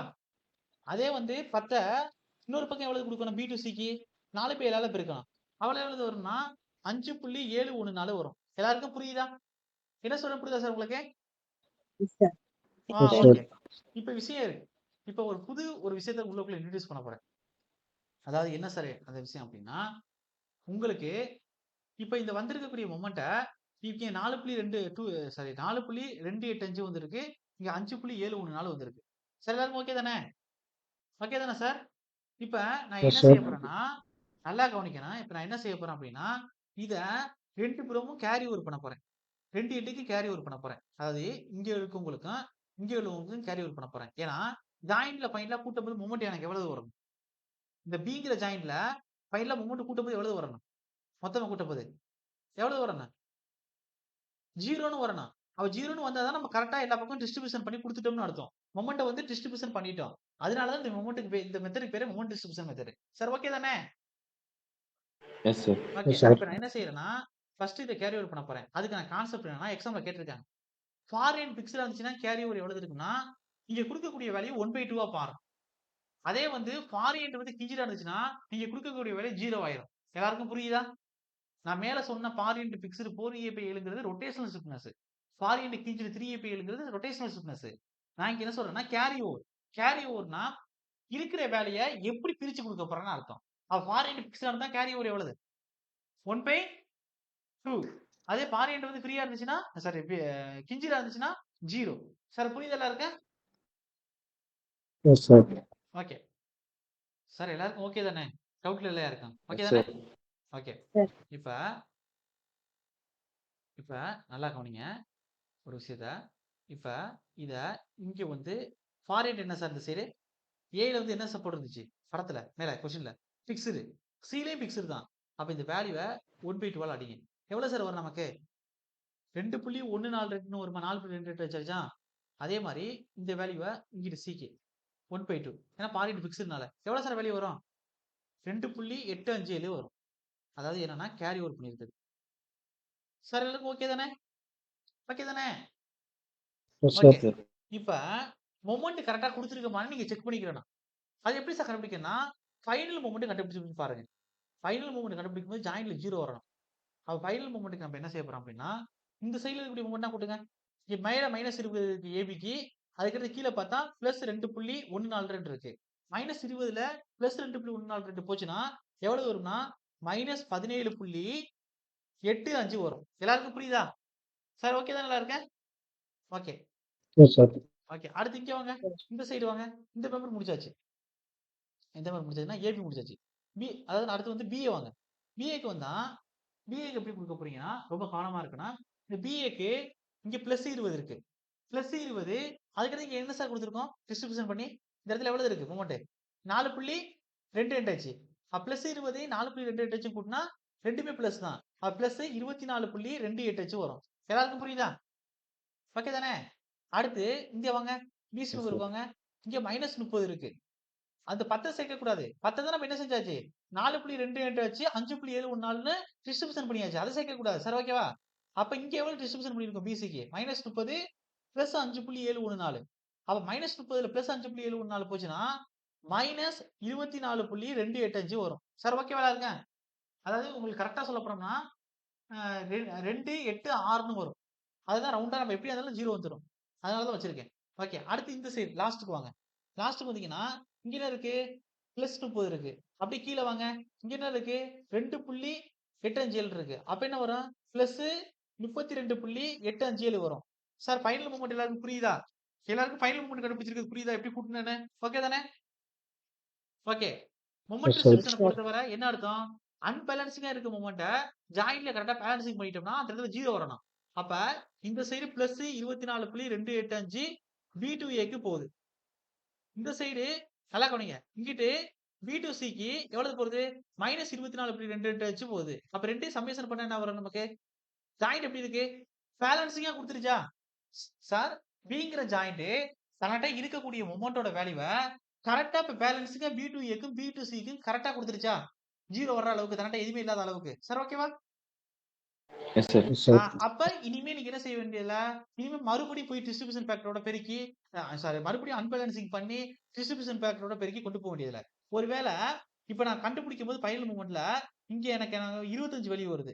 ஆனா இங்க எவ்வளவு வருதுன்னா எனக்கு 30 வேல்யூ வருது. அப்படின்னா இங்க -30 இங்க +25 இருக்கு. ஃபைனல் மூமெண்ட் கண்டுபிடிக்கும் போது அப்படின்னா இப்ப இது பேலன்ஸ் ஆச்சா அன்பேலன்ஸ்டா இருக்கா? யாராச்சும் சொல்லுங்க. Unbalanced. அப்ப எந்த அளவுக்கு அன்பேலன்சிங்கா இருக்கு? -5 அளவுக்கு. அப்ப பேலன்சிங்கா மாத்துறதுக்கு நம்ம என்ன செய்யணும்? +5 குடுக்கணும். +5 இப்ப நம்ம என்ன செய்யணும்? டிஸ்ட்ரிபியூஷன் ஃபேக்டரோட பெருக்கி எதுக்கு போகணும்? பக்கத்துல உள்ள B2Aக்கு குடுக்கணும், B2Cக்கு குடுக்கணும். சார் என்ன சொல்ல புரியுதா உங்களுக்கு? அப்படி கொடுத்த டிஸ்ட்ரிபியூஷன் வேல்யூவை மறுபடியும் கேரி ஓவர் பண்ணி என்னுடைய A சப்போர்ட்டுக்கும் C சப்போர்ட்டுக்கும் குடுக்கணும். இப்ப மறுபடியும் ஃபைனல் மூமெண்ட் கண்டுபிடிக்கணும். சார் என்ன சொல்ல புரியுதா உங்களுக்கு? ஓகே தானே? Yes, sir. Yes, sir. Okay. இப்படிதான் சார் கண்டுபிடிக்கணும். இதுதான் மொமெண்ட் டிஸ்ட்ரிபியூஷன் மெத்தட். யாருக்காச்சும் டவுட் இருக்கா? லாஸ்டா படம் கொடுக்க போறேன். ஓகே தானே? ஓகே தானே sir? Yes, Yes, yes, sir. sir. Okay. இப்ப லாஸ்ட் வந்துட்டோம். இப்ப நம்ம எடுத்த கேஸ் படம் இதான். இது இதெல்லாம் காலேஜ்ல 16 மார்க் கொஸ்டின். கண்ணை மூடிட்டு எடுக்கலாம். செக்ஷுவல் அனாலிசிஸ் 1, 2 உங்களுக்கு இருக்கும். ரெண்டுமே எஸ் கிரேட். இப்ப என்ன எப்படி வச்சிருக்காங்க தெரியல மார்க் ப்ரொசீசர். ரெண்டுலயுமே நீங்க எஸ் கிரேட் அளவுக்கு ஈஸியா எடுத்துட்டு போயிடலாம். கரெக்டா நீங்க சொல்லி கொடுத்தா ஈஸி தான். சொல்லி கொடுக்கணும்ல. ஓகே.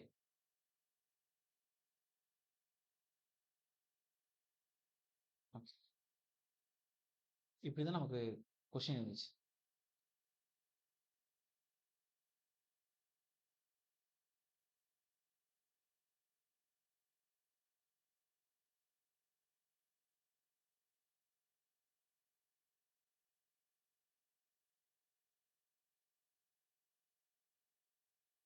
இப்ப நீங்க தான் சொல்ல போறீங்க.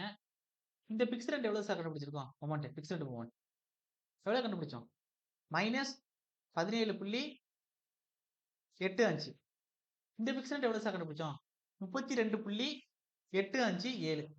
இந்த B ல எவ்வளவு இருந்துச்சு? 2 கொடுத்ததுக்கு அப்புறம் கடைசியா 0ங்கிறது இருந்துச்சு. இதானே சார் பிக்ஸ் ரெண்ட் மொமெண்ட் எல்லாத்துக்கும். சார் ஓகேவா? Yes, sir. ஓகே. ஐ மீன் என்ன சொல்ல வரேன்னா இந்த இடத்துல எவ்வளவு இருந்துச்சுன்னா 2 பக்கம் 0 வந்துச்சு அப்படின்னா என்ன ஆயிருக்கு இங்க? 24.285ன்னு வந்துச்சு. ஒரு பக்கம் பிளஸ் ஒரு பக்கம் மைனஸ்னா. சார் ஓகே தானே? ஓகே தானே சார்? ஓகே. Yes, sir. அப்ப Yes, sir. இந்த பிக்ஸ் ரெண்ட் மொமெண்ட் டயக்ராம் அதுக்கு வரைஞ்சா எப்படி வரும்?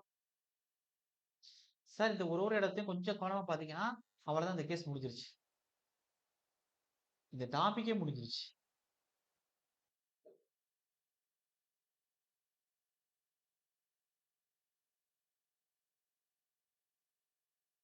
இப்ப நான் ஒரு டயக்ராம் தான் வரைகிறேன். நான் இப்ப வந்த பிக்சட் மோடுக்கு வந்து டயக்ராம் வரைஞ்சேன்னா எனக்கு ஒரு ரெஃபரன்ஸ் இப்படி இருக்கும். இது எல்லாத்தையும் நான் என்ன செய்யறேன்னா சார் என்னோட 2 பிக்சல் ரெண்ட்லயும் நெகட்டிவ் இருக்கா பாசிட்டிவ் இருக்கா சார்? யாராச்சும் சொல்லுங்க எனக்கு.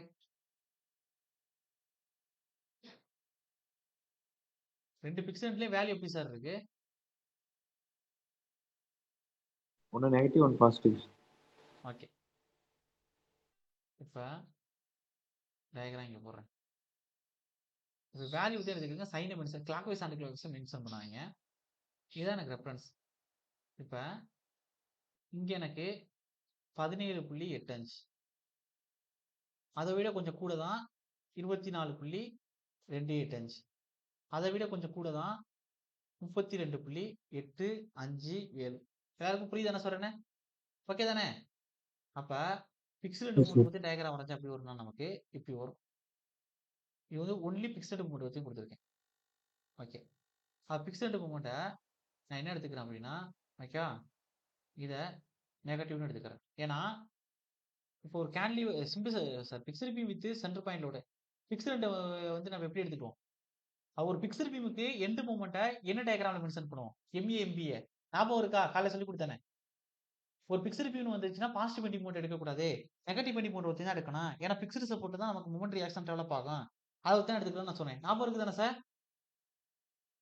ஓகே. Yes, sir. இப்ப இதுல பாசிட்டிவ் பெண்டிங் மோட் எப்படி சார் எடுத்துக்கிறோம்? பாசிட்டிவ் பெண்டிங் மோட்னா மொமெண்ட்டை ரிலீஸ் பண்ணிட்டு வெறும் வெர்டிகல் லோட் வச்சு எடுக்கணும். அப்ப அது எப்படி மாறிடும்னு சொன்னேன்? சிம்பிளி சப்போர்ட்டா மாறிடுமா? அப்ப இதுக்கு சிம்பிளி சப்போர்ட்டுக்கு என்ன சார் ஃபார்முலா? WL5 4. இதான சிம்பிளி சப்போர்ட்டுக்கு ஃபார்முலா சென்டர் பாயிண்ட் லோடுக்கு. அப்ப W 40, L 4, கீழே 4. அப்ப 4 4 அடிச்சா 40 கிலோமீட்டர் டாட் மீட்டர் இருக்கும். சிம்பிளி சப்போர்ட் எடுக்கும்போது. இதுக்கு சிம்பிளி சப்போர்ட் எடுத்தா நான் வரேன். WL2 வகுத்தல் 8. அப்ப 10, L 6 × 6, கீழே 8. அப்ப 4 2 8, 2 6. அப்ப மேல என்ன இருக்கு? 5 தாரா 60. 60 3 180, கீழே 4. சார் என்ன சார் புரியுதா உங்களுக்கு? சார் சரி கொஞ்சம் இது பெருக்கல்ல கொஞ்சம் மிஸ்டேக் பண்ணிட்டேன். அதாவது இங்க 2 6, கீழே 4 2 8. அப்ப 3 இருக்கு. அப்ப 5 தாரா 60, 6 18. கரெக்டா தான். 180, கீழே 4. அப்ப 2 4, 9 2 18, 90. அப்ப 2 90 அடிச்சா எவ்வளவு வரும்?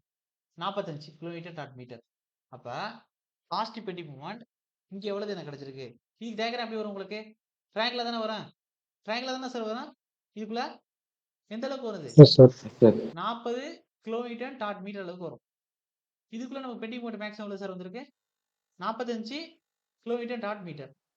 45 கிலோமீட்டர் டாட் மீட்டர் அளவுக்கு வந்திருக்கு. எல்லாருக்கும் புரியுதா நான் என்ன செஞ்சிருக்கேன்? ஓகே தானே? Yes, sir.